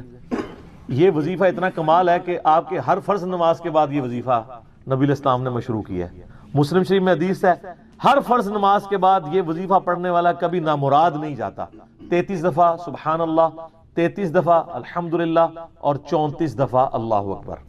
اور ایک حدیث میں ہے مسلم شریف کی کہ جو پڑھے 33 دفعہ سبحان اللہ، 33 دفعہ الحمدللہ، 33 دفعہ اللہ اکبر اور 100 کا عدد پورا کرنے کے لیے پڑھ لے لا الہ الا اللہ وحدہ لا شریک لہ لہ الملک ولہ الحمد وہو علی کل شیء قدیر، 100 کا عدد اس سے بھی پورا کر سکتے ہیں اور 100 کا عدد اللہ اکبر کہہ کے بھی پورا کر سکتے ہیں، تو اس کے سارے گناہ معاف کر دیے جائیں گے اگرچہ سمندر کی جھاگ کے برابر ہی کیوں نہ ہو، لیکن وہ صغیرہ گناہ، کبیرہ گناہ صرف توبہ سے معاف ہوتے ہیں۔ وہ صحیح مسلم میں حدیث ہے کہ اگر بڑے گناہوں سے بچا جائے تو ایک جمعے سے دوسرا جمعہ، ایک رمضان سے دوسرا رمضان اور ایک نماز سے دوسری نماز درمیان کے گناہوں کا کفارہ بن جائے گی۔ لیکن جو نماز ہی نہیں پڑھتا تو جمعہ پڑھتا رہے تو وہ تو بڑے گناہوں سے نہیں بچا ہوا نا۔ مسلم شریف میں حدیث ہے بندے کے کفر اور اسلام کے درمیان فرق نماز ہے، یہ نہ ہو کہ ایک رمضان پڑھ لے اگر رمضان کے لیے چلے سارے، نہیں نہ، اس طرح نہیں ہوگا۔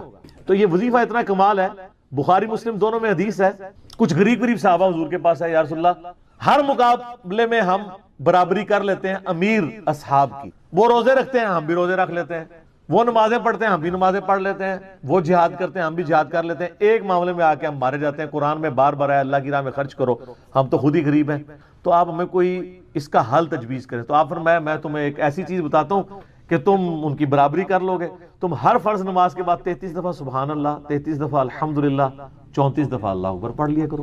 یہ بخاری مسلم دونوں میں۔ کچھ دنوں کے بعد پھر وہ حاضر ہو، یا رسول اللہ وہ تو امیر صحابہ کو بھی پتہ چل گیا، وہ بھی یہی کچھ پڑھ رہے ہیں، اب ہم کیا کریں؟ تو اسی تک لو جناب، تو اسی گرین کارڈ دے بلو کارڈ دے چکر پہ ہو، دنیا دے آخرت کے نہیں۔ صحابہ کرام آخرت کے بلو اور گرین کارڈ کی بات کر، تو نبی علیہ السلام مسکرائے، آپ نے فرمایا ذالک فضل اللہ یؤتی من یشاء، یہ اللہ کا فضل ہے، میں تو اللہ کا فضل نہیں روک سکتا، ٹھیک ہے نا۔ تو ظاہر گیون سرکمسٹانسز اللہ کے دیے ہوئے ہیں، اس کے اندر آپ بیسٹ پرفارم کرنے کی کوشش کریں۔ اللہ کے فضل کو تو کوئی روک نہیں لگا سکتا نا، کوئی یہ نہیں کہہ سکتا کہ جی وہ یعنی تیرے ہوتے جنم لیا ہوتا کیوں نہیں ہوا، ہو سکتا ہے ابو جہل ہی ہوتا۔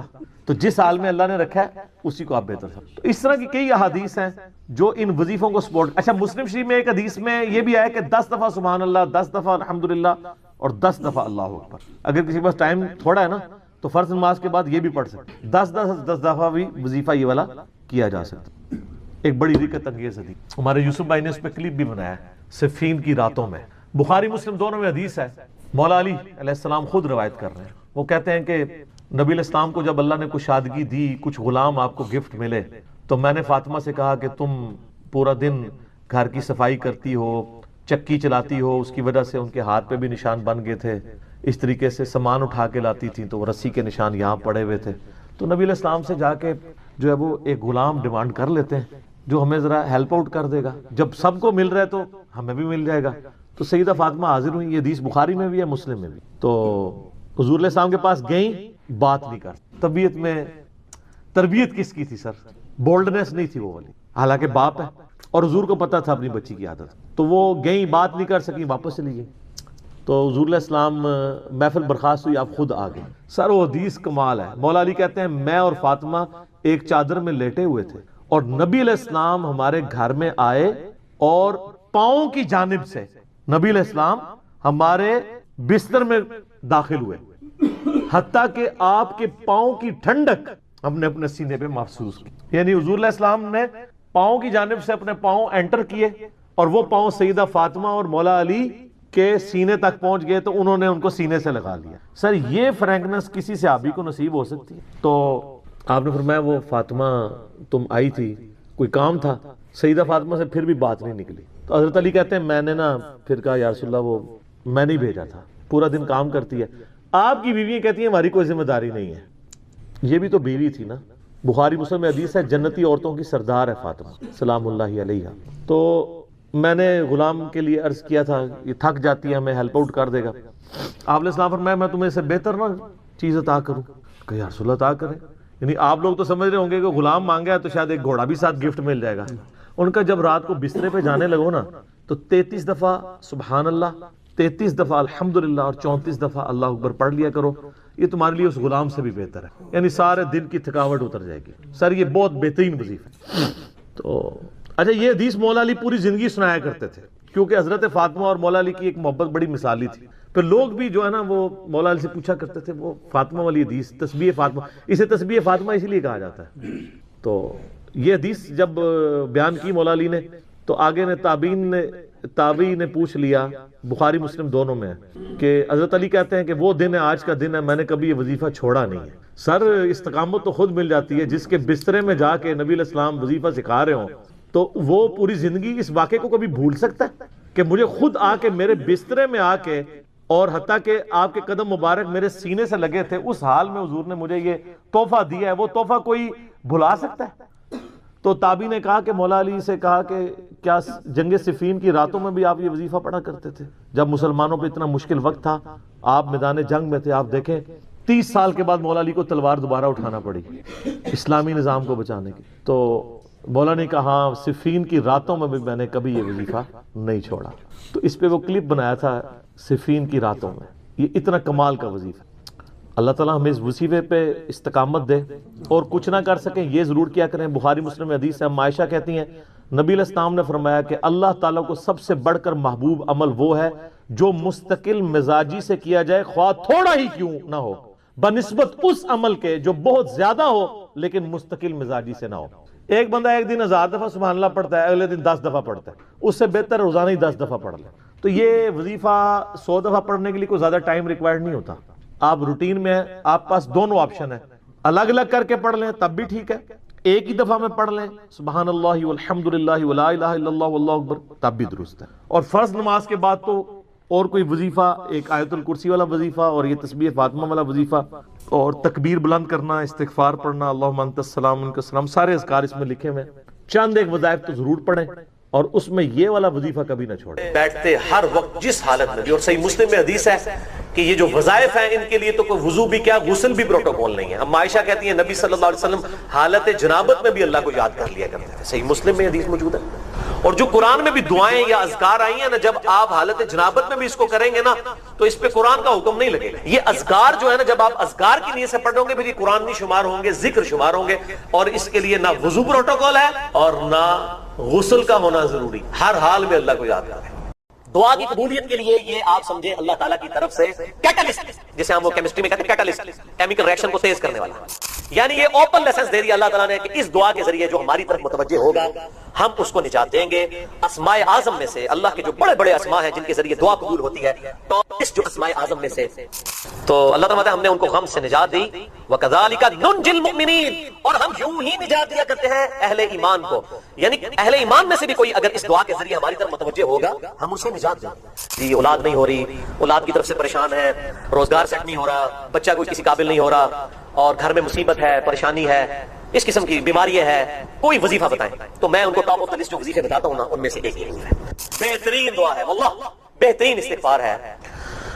اب بھائیو اگلی 2 آیات بڑی اہم ترین ہیں اور ان میں ہی وہ شہرا آفاق دعا آنے جا رہی ہے جسے ہم آیت کریمہ بھی کہتے ہیں. بہت بڑا وظیفہ سیدنا یونس علی نبینا وعلیہ الصلوۃ والسلام کے حوالے سے. وَذَنُّونَ، اور یاد کرو اس مچھلی والے کو، اذ ذهب مغاضبا، جب وہ چل دیا غضبناک ہو کر اپنی امت پر. فظن، اور اس نے گمان کیا، اللہ نقدر علیہ، کہ ہم اس پر کوئی گرفت نہیں فرمائیں گے، لیکن گرفت پھر اللہ نے فرما دی، مچھلی کے پیٹ میں رہنا پڑا۔ اس کا ڈیٹیل ذکر جو ہے وہ سورہ یونس میں بھی گزرا ہے، اور اس کے بعد پوری ڈیٹیل سورہ الصافات میں آئے گی کہ یونس علیہ السلام نے الٹیمیٹم دیا اپنی قوم کو کہ بھئی یہ ٹائم ہے، یا تو ایمان لے آؤ ادروائز عذاب آ جائے گا۔ اب جب وہ ٹائم گزر گیا تو یونس علیہ السلام نے یہ خود ہی ایزیوم کیا، اجتہاد کیا، اجتہاد تھا ان کا۔ اس سے آپ کو پتہ چلے گا پیغمبر کا بھی اجتہاد جب تک اللہ انڈورس نہ کرے وہ ایکسیپٹیبل نہیں ہے۔ یہ تو بزرگ بابوں کے اجتہاد بتا رہے ہیں نا۔ تو انہوں نے اجتہاد کیا کہ اب وقت تو گزر چکا ہے، ان پہ عذاب آ جائے گا، اور جب عذاب آتا ہے تو اللہ تعالیٰ پیغمبر اور اس کے ساتھیوں کو وہاں سے نکال لیتا ہے، لیکن ساتھ ایک شرط بھی ہوتی ہے کہ وحی کا انتظار بھی کیا جاتا ہے۔ لیکن یونس علیہ السلام نے اللہ کی وحی کا انتظار نہیں کیا۔ اجتہاد ان کا کسی حد تک ٹھیک ہی تھا کہ اب فیصلہ تو ہو ہی جانا ہے، لیکن جن کے رتبے بلند ہوتے ہیں ان سے ایکسپیکٹیشن بھی اس طرح کی ہوتی ہے کہ وہ خود اس طرح کے ڈیسیژن نہ کریں، اور انہوں نے گمان کیا کہ اگر کوئی ایسا مسئلہ ہوا تو اللہ مجھ پہ گرفت نہیں کرے گا، جس کا ذکر ہے یہاں پر۔ فَظَنَّ أَن لَّن نَّقْدِرَ عَلَيْهِ، اور انہوں نے گمان کیا کہ ہم ان پہ گرفت نہیں کریں گے، لیکن گرفت تو کی اللہ تعالیٰ نے، کیونکہ ان کا رتبہ بلند تھا۔ انہوں نے وحی کا انتظار کیوں نہیں کیا؟ تو یہ ان کا ایک سمجھ لیں ان کی طرف سے ڈیبٹ تھا، ان کی امت کے حق میں کریڈٹ بن گیا۔ وہ تو چلے گئے، اب جب عذاب کے آثار نمایاں ہوئے، سورہ یونس میں آتا ہے کہ کبھی ایسا نہیں ہوا کہ کسی قوم پہ اللہ کا عذاب آ جائے اور وہ ٹل جائے سوائے قوم یونس کے، اور وہ یونس علیہ السلام کا ڈیبٹ امت کے حق میں کریڈٹ بن گیا۔ وہ تقریباً 1,00,000 کے قریب لوگ تھے، اس سے بھی کچھ زیادہ، جو سورہ یونس میں آتا ہے۔ وہ سب کے سب سجدے میں گر پڑے، گڑ گڑانا شروع کر دیا، یا اللہ معاف کر دے۔ اللہ تعالیٰ نے عذاب ڈال دیا، اور پھر اللہ تعالیٰ نے ان کے ذریعے توحید کی دعوت کو عام کیا۔ لیکن یونس علیہ السلام جو وہاں سے چلے گئے تھے سمندری سفر پہ، وہاں پر پھر جب وہ کشتی میں بیٹھے طوفان آ گیا۔ کشتی والوں کا یہ طریقہ کار تھا کہ جب اس طریقے سے کبھی کشتی جو ہے وہ بھنور میں پھنس جاتی ہے طوفان میں، تو وہ کوڑا ڈالا کرتے تھے، اور جس کے نام کا کوڑا نکلتا تھا اس کو سمندر میں ڈال دیتے تھے کہ اس کی قربانی دینی پڑے گی، یقیناً کوئی ایسا شخص ہے جس نے کوئی غلطی کی ہے۔ تو اب وہاں پر بھی یہ بات ہوئی کہ بھئی کوئی شخص ہے جو اپنے آقا کی اجازت کے بغیر یہاں پر آیا ہوا ہے، کوئی غلام بھاگ کے آیا ہے۔ 3 دفعہ کوڑا نکالا، تینوں دفعہ، یہ تورات میں ڈیٹیل آتی ہے، قرآن پاک میں بھی اس کوڑے کا ذکر ہے سورہ الصافات کے اندر۔ تینوں دفعہ کوڑا سیدنا یونس علیہ السلام کے نام نکلا۔ یونس علیہ السلام نے کہا ٹھیک ہے سوٹ دے انہوں نے پکڑ کے ان کو سمندر میں پھینک دیا۔ اللہ کا کرنا ہوا کہ ایک بہت بڑی مچھلی اس نے ان کو نگل لیا، اور قرآن میں آتا ہے کہ مچھلی نے نگل لیا، لیکن کتنے دنوں کے لیے رہے وہ ہمیں تورات میں اس کی ڈیٹیل ملتی ہے کہ 3 دن اور 3 رات تک سیدنا یونس علیہ السلام مچھلی کے پیٹ میں رہے۔ تو آپ کو تورات میں جونا ان کا نام ملے گا، جونا پیغمبر، پروفٹ جونا۔ 3 دن 3 رات تک اب مچھلی کے پیٹ میں نہ کوئی لائٹنگ، اور پھر پیٹ میں بدبو کتنی ہوگی، میدے سے ہی سارا تعفن آتا ہے نا۔ یہاں پہ وہ آیت کریمہ کا وہ کہتے ہیں 1.25 دفعہ آیت کریمہ، حالانکہ اس کی تو کوئی مطلب 1.25 دفعہ کی تو چلتے پھرتے وظیفہ کرنا ہے۔ میں انشاءاللہ حدیث بھی اسی کانٹیکسٹ میں بتاؤں گا۔ اور وہ کہتے ہیں جناب بڑے پاک صاحب ہو کے بیٹھے ہیں آپ نے، جناب وہ خوشبو لگانی ہے کہ بڑا گرم وظیفہ ہے، اور بھائی جنہیں پڑیا ہوا ہے انہیں تے سب تو بدبودار جگہ تے پڑیا ہوا ہے مچھلی کے پیٹ میں 3 دن اور 3 رات۔ سورہ الصافات میں آتا ہے پھر اس مچھلی کو اللہ کی طرف سے حکم ہوا، انہوں نے دعا مانگی، یونس علیہ السلام نے، یہ آگے ذکر آئے گا، اس کی برکت سے اللہ نے ان کی غلطی معاف کر دی، اور ان کو جو ہے وہ اس مچھلی نے پھر سمندر کے کنارے پر پھینک دیا۔ اب یونس علیہ السلام ظاہر ہے کہ ان کا جسم بھی کافی حد تک گل سڑ چکا تھا، اس حوالے سے کہ جسم کے اوپر جو ہے وہ چمڑی وغیرہ جو ہے ڈسٹرب ہو چکی تھی۔ اللہ تعالیٰ نے ایک بڑی کوئی کدو کی یا کسی اور سبزی کی بیل ان پر اگار دی چھاؤں کے لیے، اور خوراک کا بندوبست کیا، یعنی وہ دوبارہ سے آپ سمجھے ان کا جسم اگنا شروع ہوا، اس حوالے سے کہ وہ ٹھیک ہوئے، اور اللہ تعالیٰ نے ان کو اس جو پریشانی تھی اور مصیبت جو آزمائش کی شکل میں ان پر آئی تھی اس سے نجات دی الحمدللہ۔ تو اللہ تعالیٰ فرماتا ہے کہ وہ پھر ہمیں پکارا نا ان اندھیروں میں، فنادا فی الظلمات، اس نے ہمیں اندھیروں میں پکارا، اللہ الہ الا انت سبحانک، لا الہ الا انت سبحانک، نہیں ہے کوئی معبود سوائے تیرے اور تو پاک ہے اللہ، تو غلطی کر ہی نہیں سکتا، انی کنت من الظالمین، بے شک میں ہی خطا کار ہوں، میں ہی ظلم کرنے والا ہوں، میں ہی غلطی کرنے والا ہوں۔ اب اللہ تعالیٰ کو یہ الفاظ اتنے پسند آئے کہ اللہ تعالیٰ نے ساتھ ہی فرما دیا فَاسْتَجَبْنَا لَهُ، پس ہم نے ان کی پکار کو سن لیا، وَنَجَّيْنَاهُ اور ہم نے ان کو نجات دی من الغم، غم میں سے. اتنا بڑا غم یعنی آپ کو بندہ بھی نہیں بچا سکتا، مچھلی کے پیٹ میں کون ڈھونڈے گا؟ تو اللہ تعالیٰ کہتا ہے ہم نے ان کو غم سے نجات دی. وَكَذَلِكَ نُنْجِي الْمُؤْمِنِينَ اور ہم یوں ہی نجات دیا کرتے ہیں اہل ایمان کو. یعنی اہل ایمان میں سے بھی کوئی اگر اس دعا کے ذریعے ہماری طرف متوجہ ہوگا ہم ان سے نجات دیں گے. یعنی یونس علیہ السلام وہ واحد پیغمبر ہے میرے علم کی حد تک جن پر اللہ تعالیٰ نے اتنی سخت گرفت فرمائی ہے، اور کس قدر اللہ تعالیٰ کا اس معاملے میں جلال ہے وہ سورہ الصافات کی آیت نمبر 143 اور 144 میں آتا ہے. فَلَوْلَا أَنَّهُ كَانَ مِنَ الْمُسَبِّحِينَ اگر یونس علیہ السلام ہماری تسبیح نہ کرتے مچھلی کے پیٹ میں، لَلَبِثَ فِي بَطْنِهِ إِلَى يَوْمِ يُبْعَثُونَ تو وہ بالضرور رہتے اسی مچھلی کے پیٹ میں اس دن تک جس دن مردوں کو قبروں سے اٹھایا جائے گا. یعنی اللہ تعالیٰ فرماتا ہے یہ 3 دن اور 3 رات جو انہوں نے تکلیف کاٹی نا، اگر وہ لا الہ الا انت سبحانک انی کنت من الظالمین نہ پڑھتے تو قیامت تک مچھلی کے پیٹ میں رہتے. اندازہ کریں، یعنی وہ مچھلی کا پیٹ یونس کی قبر بن جاتا. یعنی اللہ تعالیٰ کو کتنا سخت عذاب تھا، اور اس دعا نے اللہ کا جلال کیسا ٹھنڈا کیا. اللہ تعالیٰ مانتا ہے جب اس نے پکارا ہم نے اس کو نجات دے دی. وَكَذَلِكَ نُنْجِي الْمُؤْمِنِينَ اور ہم نجات دیتے ہیں اہل ایمان کو بھی اس طریقے سے. یعنی یہ اوپن لیسنس دے دیا اللہ تعالیٰ نے کہ اس دعا کے ذریعے جو ہماری طرف متوجہ ہوگا ہم اس کو نجات دیں گے. اسماء اعظم میں سے اللہ کے جو بڑے بڑے اسماء ہیں جن کے ذریعے دعا قبول ہوتی ہے، ٹاپ لسٹ جو اسماء اعظم میں سے اگر جو دعائیں ہیں ان میں ٹاپ آف دا لسٹ یہ دعا ہے، لا الہ الا انت سبحانک انی کنت من الظالمین. اور میری یہ بات آپ یاد رکھیے گا میرے بھائیوں، سب سے بیسٹ توبہ کرنے کے لیے بھی دعا استغفار یہی ہے. اس سے کوئی بہتر طریقہ ہو نہیں سکتا استغفار کا. آپ دیکھیں اللہ تعالیٰ کی کوالٹی کو کس طریقے سے انہوں نے اپنے لیے جو ہے وہ ذریعہ بنایا نجات کا. کہتے ہیں نا وہ کسی کی انسٹنکٹ پہ بات کرنا، کسی کی جبلت پہ. انہوں نے اللہ تبارک و تعالیٰ کی ایک خاص کوالٹی تھی جس کے ساتھ انہوں نے اللہ کی طرف دعا. وہ کیا؟ بڑی انٹلیکچل دعا ہے، لا الہ الا انت، اے اللہ تیرے سوا کوئی معبود. یہ توحید کو پہلے نمبر پہ لے گئے. انت سبحانک، اے اللہ تو تو پاک ہے، تو تو غلطی کر ہی نہیں سکتا کیونکہ تو تو پاک ہے. انی کنت من الظالمین، میں تو انسان ہوں، میں تو غلطی کروں گا. اب جب اللہ تعالیٰ کو آپ اس طریقے سے کہیں گے اللہ تیرے کو تو غلطی نہیں ہوندی، میں تو بندہ آنا تو غلطی تو کراں گا، کیا زبردست انداز ہے اللہ کو پکارنے کا. اس پہ پھر نجات ہی ملنی تھی نا. اللہ تعالیٰ کی وہ کوالٹی انہوں نے ذکر کی ہے، اللہ میں تو بندہ ہوں نا تو غلطی کروں گا نا، تجھ سے تو غلطی نہیں ہونی، تو تو پاک ہے، غلطی تو میں نہیں کرنی ہے نا، تجھ سے تو ہو نہیں سکتی، جب میں کر بیٹھا ہوں تو معاف کر دینا. بہترین دعا ہے واللہ، بہترین استغفار ہے. اور صحیح بخاری اور مسلم کی متفق علیہ حدیث ہے، جب آپ تشہد میں بیٹھو تو درود شریف کے بعد جو اپنے رب سے چاہو مانگو، اس میں یہ دعا بھی آپ اپنے اوپر لازم کریں. یہ اسماء اعظم میں سے ہے، اپنی دعاؤں میں اس دعا کو کریں. دعا کی قبولیت کے لیے یہ آپ سمجھیں اللہ تعالیٰ کی طرف سے کیٹالسٹ. اب چونکہ رمضان شریف کی آمد ہے، لہٰذا یہ اس چیز کا متقاضی ہے کہ ہم آج رمضان مبارک کے حوالے سے ڈسکشن کریں. رمضان مبارک کی اہمیت کا اندازہ آپ اس بات سے لگا سکتے ہیں کہ رمضان مبارک اور اس کے روزوں سے متعلق احکامات اللہ تعالیٰ نے قرآن حکیم میں ایک ہی جگہ پر بیان کر دیے ہیں. پورا ایک رکوع سورۃ البقرہ کا رکوع نمبر 23 آیت نمبر 183 سے لے کر 188 تک مسلسل 6 آیات، اور ان میں کافی لمبی لمبی آیات بھی ہیں. آلموسٹ آپ سمجھ لیں یہ تقریباً 1.5 صفحے پہ پھیلا ہوا یہ رکوع ہے پورا. سب کچھ اس کے اندر بیان ہو گیا. نماز کے احکامات، حج کے احکامات آپ کو مختلف صورتوں میں بکھرے ہوئے نظر آئیں گے.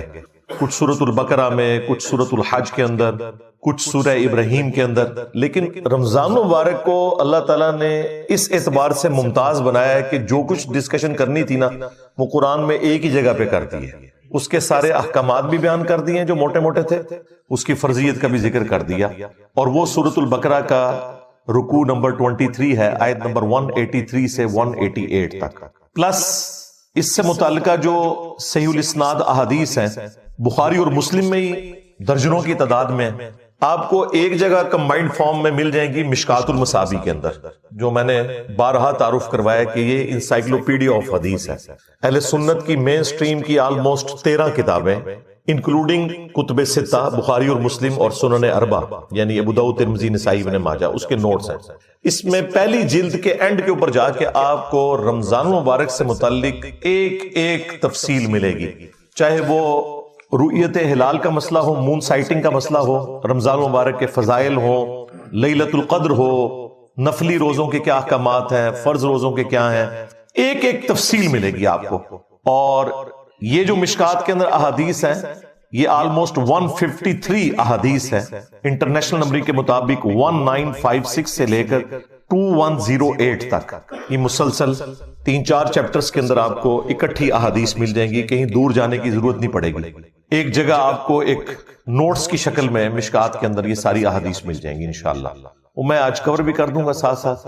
تو میں نے ارادہ کیا ہے کہ میں ایٹ لیسٹ جو رمضان مبارک سے متعلق جتنے بھی قدیم اور جدید فقہی احکام و مسائل ہیں جو ایک عام مسلمان کی ضرورت ہے، اسے ایک ہی جگہ ریکارڈنگ میں لے آؤں۔ ویسے تو میں نے 2017 میں 5 کانٹینیوس لیکچر 1.5-2 گھنٹے کے ریکارڈ کروائے تھے، مسئلہ number 53 A B C D E تک، اور اس میں یہ ساری چیزیں میں نے سکیٹرڈ فارم میں ڈسکس کی تھی، لیکن ایک جگہ پہ تھوڑے سے وقت میں ٹو دی پوائنٹ گفتگو، تو یہ میں نے جو کیلکولیٹ کیے ہیں نا وہ 70 فقہی احکام و مسائل بنتے ہیں، اور جب میں ان کو بیان کروں گا تو شاید یہ 100 سے زیادہ بن جائیں ان کی آگے جو کورالریز ہیں، لیکن یہ ایک جگہ جمع ہو جائیں گی انشاءاللہ تعالی۔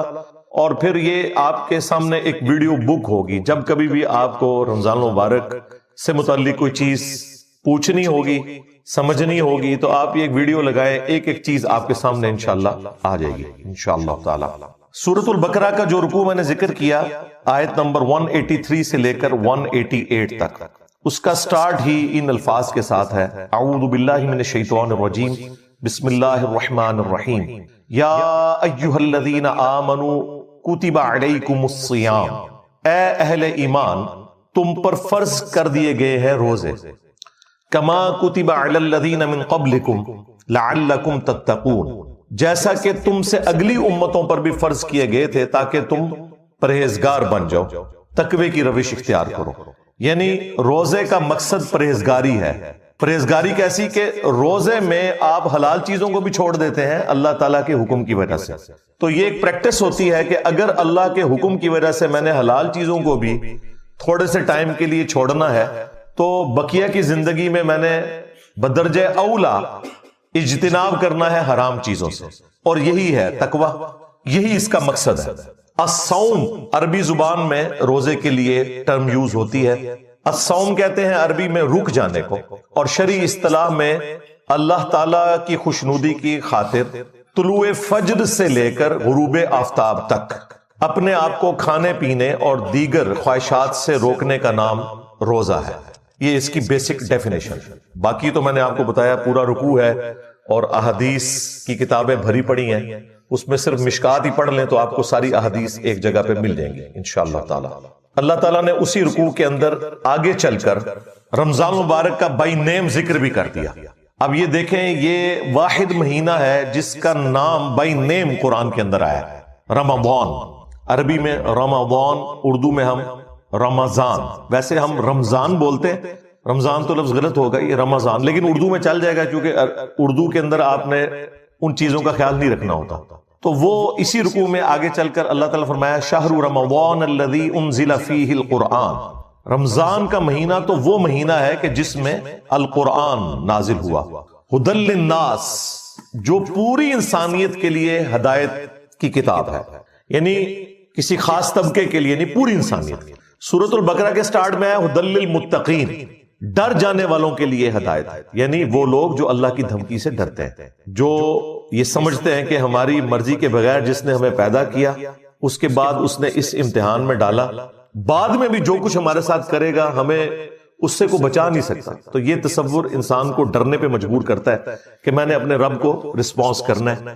تو ھدی للمتقین بھی ہے، ھدی للناس بھی ہے، یعنی انسانوں میں سے وہ لوگ جو واقعی ڈر جائیں اس تصور سے کہ انہیں مر کے اپنے رب کے حضور پیش ہونا ہے، وَبَيِّنَاتٍ مِّنَ الْهُدَى وَالْفُرْقَانِ، اور اس میں ہدایت کے روشن دلائل ہیں، اور یہ الفرقان ہے، یعنی حق اور باطل میں تمیز کرنے والی کتاب، جو سورۃ المائدہ میں آئے کہ اللہ تعالیٰ نے تورات نازل کی، پھر انجیل نازل کی، اور اب یہ الفرقان ہے، حق اور باطل میں تمیز کرنے والی کتاب۔ وہاں پہ اس کے لیے ورڈ آیا مہیمن، یعنی یہ نگہبان ہے اگلی کتابوں کے اوپر کہ ان کی کون سی باتیں درست ہیں اور کون سی ٹیمپرڈ فارم میں، یہ کتاب ان کے اوپر نگہبانی کرتی ہے۔ یہاں پہ الفرقان کہا گیا، اور خود ہمارے محبوب امام کائنات سید الاولین والآخرین شفیع المذنبین رحمت للعالمین خاتم النبیین سیدنا و مولانا امام اعظم محمد رسول اللہ صلی اللہ علیہ وآلہ وسلم کے لیے بھی صحیح بخاری میں الفرقان کی ٹرم یوز ہوئی ہے۔ محمد فرق بین الناس، محمد لوگوں میں حق اور باطل میں فرق ہے، یعنی نبی علیہ السلام کی پیروی کرنے والا حق پر ہے، آپ سے مخالفت کرنے والا باطل کے اوپر ہے۔ تو قرآن بھی الفرقان ہے اور رسول اللہ بھی الفرقان ہے صلی اللہ علیہ وآلہ وسلم۔ پھر اللہ تعالیٰ نے ساتھ ہی فرما دیا فَمَنْ شَهِدَ مِنْكُمُ الشَّهْرَ، اب جو کوئی بھی تم میں سے رمضان کا مہینہ پائے فَلْيَصُمْ، تو اس کا کام ہے کہ اس میں وہ روزے رکھے۔ اور پھر آگے اس کے احکامات آئے کہ روزے کی لینتھ کیا ہے، اس میں کون سی شرعی پابندیاں ہیں، جو لوگ روزہ رکھنے پر قادر نہیں ہیں، بیمار ہیں، ان کے لیے شرعی حکم کیا ہے، مسافر کے لیے کیا ہے، مریض کے لیے کیا ہے۔ پھر میاں بیوی کے تعلقات کے پوائنٹ آف ویو سے بھی چیزیں ڈسکس ہوئی، وہ آپ خود پڑھ لیجئے گا، اگر میں ایک ایک چیز کو اس طریقے سے ڈسکس کروں گا تو پھر تو کافی زیادہ ٹائم لگ جائے گا، لیکن چونکہ یہ ساری باتیں آج آٹومیٹکلی کور ہو جائیں گی ہمارے فقہی احکام و مسائل کے اندر انشاءاللہ تعالی۔ صحیح بخاری اور صحیح مسلم کے اندر یہ حدیث موجود ہے، اللہ کے محبوب صلی اللہ علیہ وآلہ وسلم نے فرمایا اسلام کی بنیاد 5 چیزوں کے اوپر ہے۔ نمبر 1، اس بات کی گواہی دینا کہ اللہ کے سوا کوئی معبود نہیں اور محمد صلی اللہ علیہ وآلہ وسلم اس کے بندے اور اس کے رسول ہیں۔ دوسرے نمبر پہ فرمایا نماز قائم کرنا، تیسرے نمبر پر زکوٰۃ دینا، چوتھے نمبر پر حج کرنا اللہ کی راہ میں اگر استطاعت ہو، اور 5ویں نمبر پہ فرمایا رمضان کے روزے رکھنا۔ اس سے آپ اندازہ لگائیں کہ اسلام کی بنیاد جن چیزوں کے اوپر ہے ان میں سے رمضان مبارک کے روزے ایک چیز ہے۔ پھر صحیح بخاری اور صحیح مسلم دونوں کے اندر یہ حدیث موجود ہے کہ اللہ کے محبوب صلی اللہ علیہ وآلہ وسلم نے فرمایا جس شخص نے بھی ایمان اور احتساب کے ساتھ، یعنی اس نیت کے ساتھ کہ وہ تزکیہ نفس اپنا کرے گا، اللہ سے ثواب لینے کی امید جس کے اندر موجود ہے، رمضان مبارک کے روزے رکھے، اللہ تعالیٰ اس کے پچھلے سارے گناہوں کو معاف فرما دے گا۔ اور جس نے ایمان اور احتساب کے ساتھ رمضان مبارک کی راتوں کا قیام کیا، قیام اللیل جسے آپ تراویح بھی کہتے ہیں، اس کے بھی اللہ تعالیٰ پچھلے سارے گناہوں کو معاف فرما دے گا۔ اور جس نے ایمان اور احتساب کے ساتھ لیلۃ القدر کا قیام کیا، اس کے بھی اللہ تعالیٰ پچھلے سارے گناہوں کو معاف فرما دے گا۔ تو لیلۃ القدر تو رمضان مبارک کے آخری عشرے کی طاق راتوں میں آتی ہے۔ یہ پچھلے دنوں جو میری شب برات سے متعلق ویڈیو ریکارڈ ہوئی تھی، اس میں میں نے تفصیلاً اس کے اوپر گفتگو کر لی ہے کہ وہ سارے فضائل جو یہ شب برات کے لیے بتاتے ہیں وہ بیسیکلی لیلۃ القدر کے ہیں، جس کے بارے میں پوری سورت قرآن میں نازل ہوئی ہے، انا انزلناہ فی لیلۃ القدر۔ ایک اور حدیث ہے صحیح بخاری اور صحیح مسلم کے اندر کہ اللہ کے محبوب صلی اللہ علیہ وآلہ وسلم نے فرمایا کہ جب رمضان مبارک کا مہینہ آتا ہے تو اللہ تعالیٰ جنت اور رحمت کے دروازوں کو کھول دیتا ہے اور جہنم کے یعنی دوزخ کے دروازوں کو بند فرما دیتا ہے، اور سرکش جو شیاطین ہیں انہیں جکڑ دیا جاتا ہے۔ سارے شیاطین نہیں قید ہوتے، سارے قید ہوں تو آپ کو جمعہ پڑھانے کے لیے کون آئے؟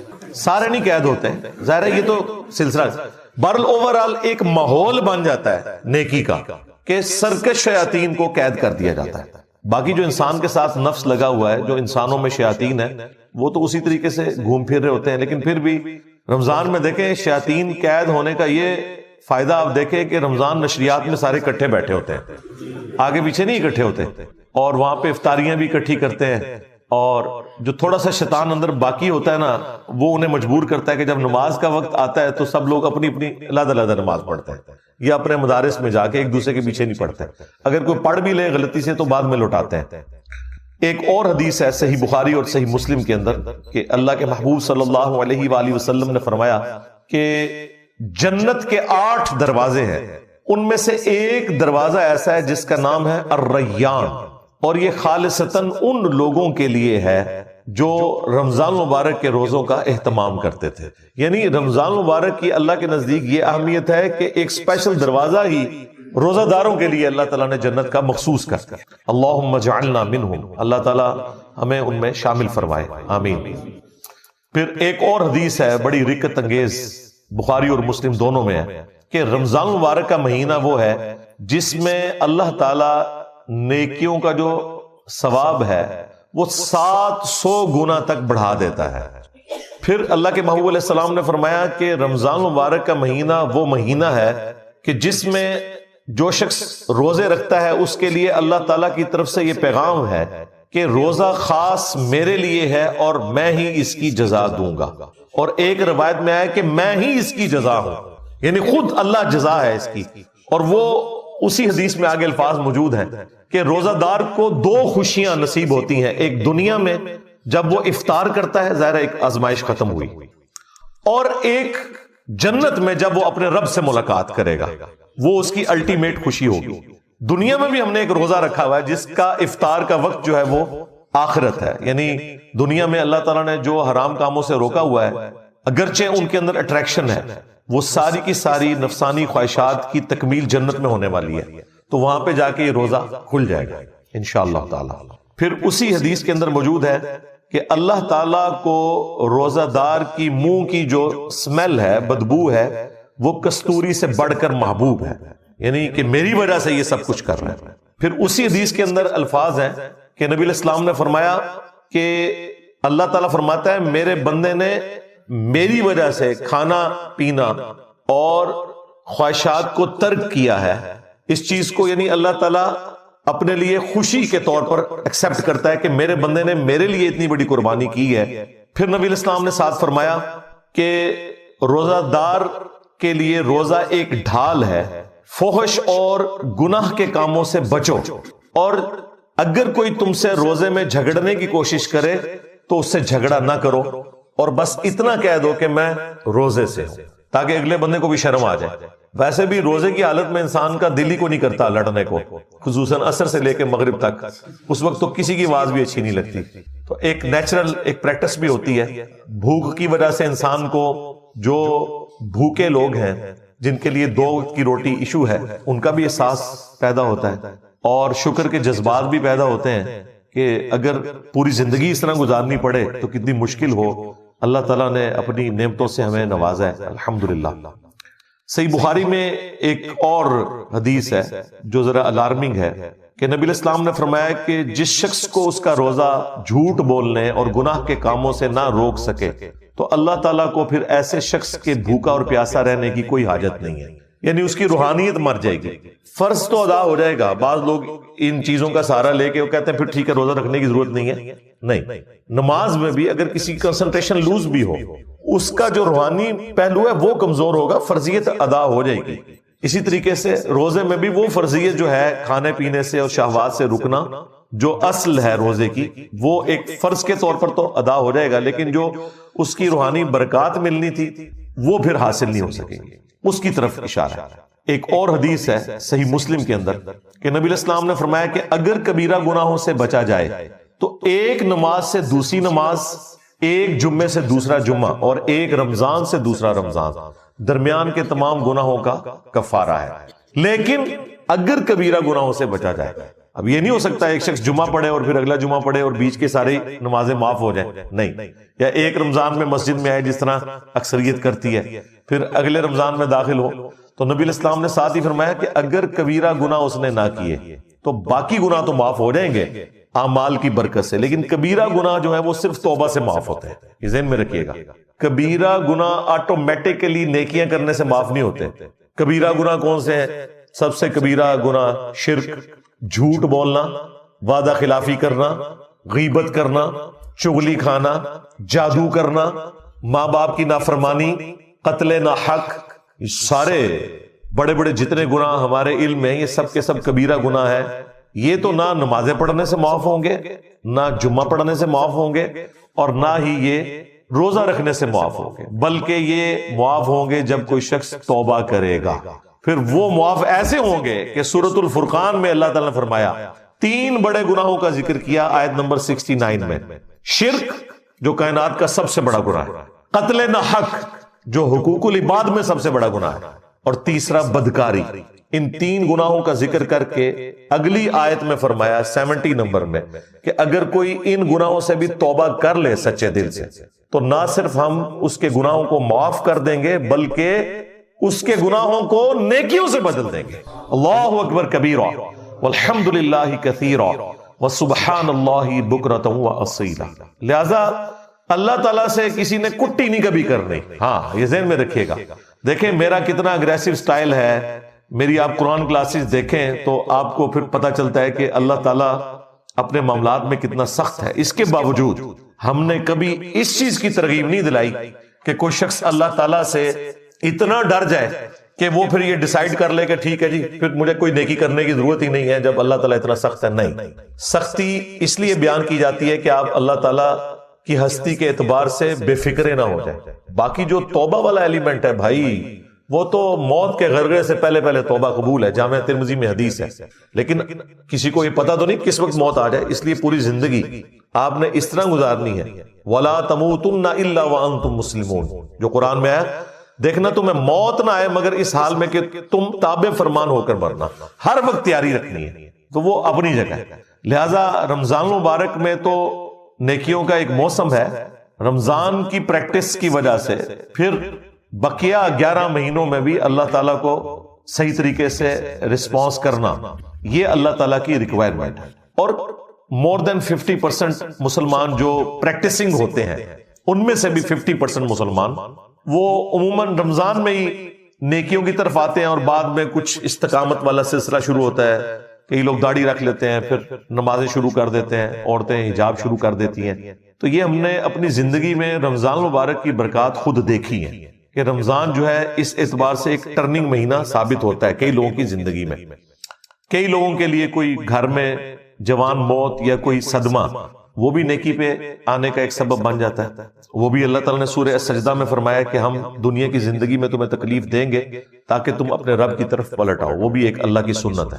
تو یہ مختلف اللہ تعالیٰ نے ایک سمجھ لیں سگنلز رکھے ہوئے ہیں، جو انسان رسپانس کرے تو مرنے سے پہلے اللہ تعالیٰ کے بتائے ہوئے راستے کے اوپر آ سکتا ہے۔ لہٰذا رمضان مبارک کو کیجول نہ لیں، پورے اہتمام کے ساتھ رمضان شریف کو گزاریں، جو فرض عبادات ہیں ان کے اوپر ایمفیسائز کریں، اور بعد کی زندگی کے لیے بھی اللہ تعالیٰ سے دعا کریں کہ اللہ تعالیٰ استقامت دے باقی نیکیوں کے اوپر بھی۔ خصوصاً نماز کے معاملے میں بالکل جو ہے نا وہ زیرو ٹالرنس ہے اللہ تعالیٰ کی، یہ ذہن میں رکھیے گا۔ یہ اتنا کرٹیکل ایشو ہے ایمان لانے کے بعد کہ اتنے سخت الفاظ میں قرآن میں فتویٰ آیا ہے۔ سورہ روم میں آیت نمبر 31 میں وَأَقِيمُوا الصَّلَاةَ وَلَا تَكُونُوا مِنَ الْمُشْرِكِينَ، دیکھنا نماز کو قائم رکھنا، مشرک نہ ہو جانا کہیں۔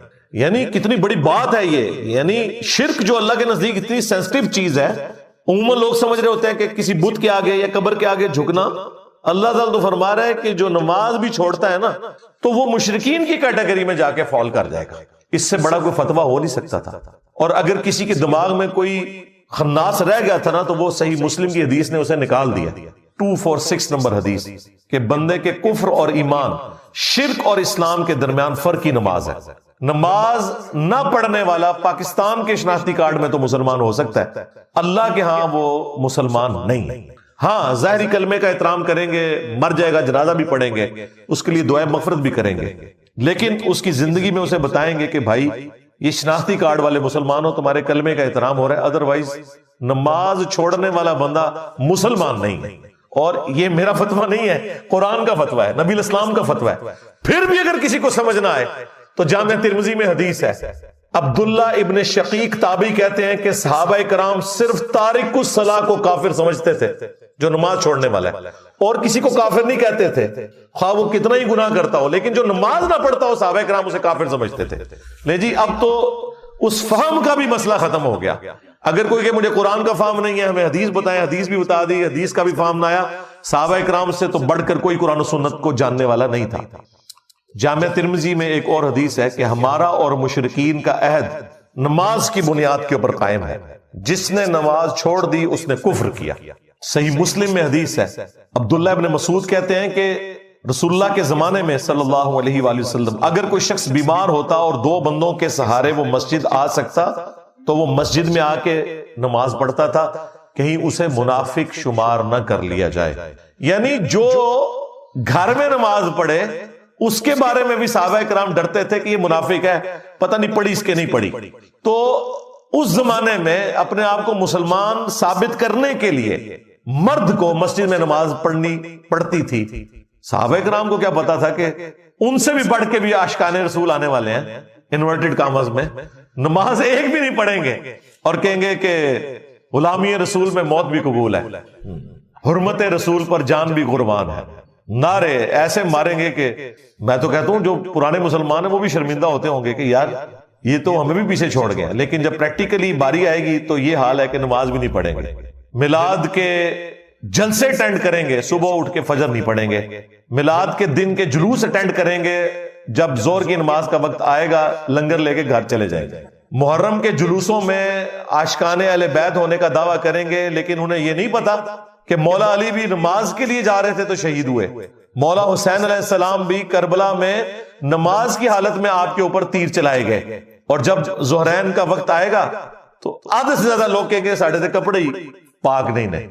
تو میں اس پہ پھر جب مجھے غصہ آتا ہے میں کہتا ہوں یار تم اہل البیت کے ماننے والے اپنے آپ کو پاک ہی نہیں کر سکے، مسلمان اور پلید۔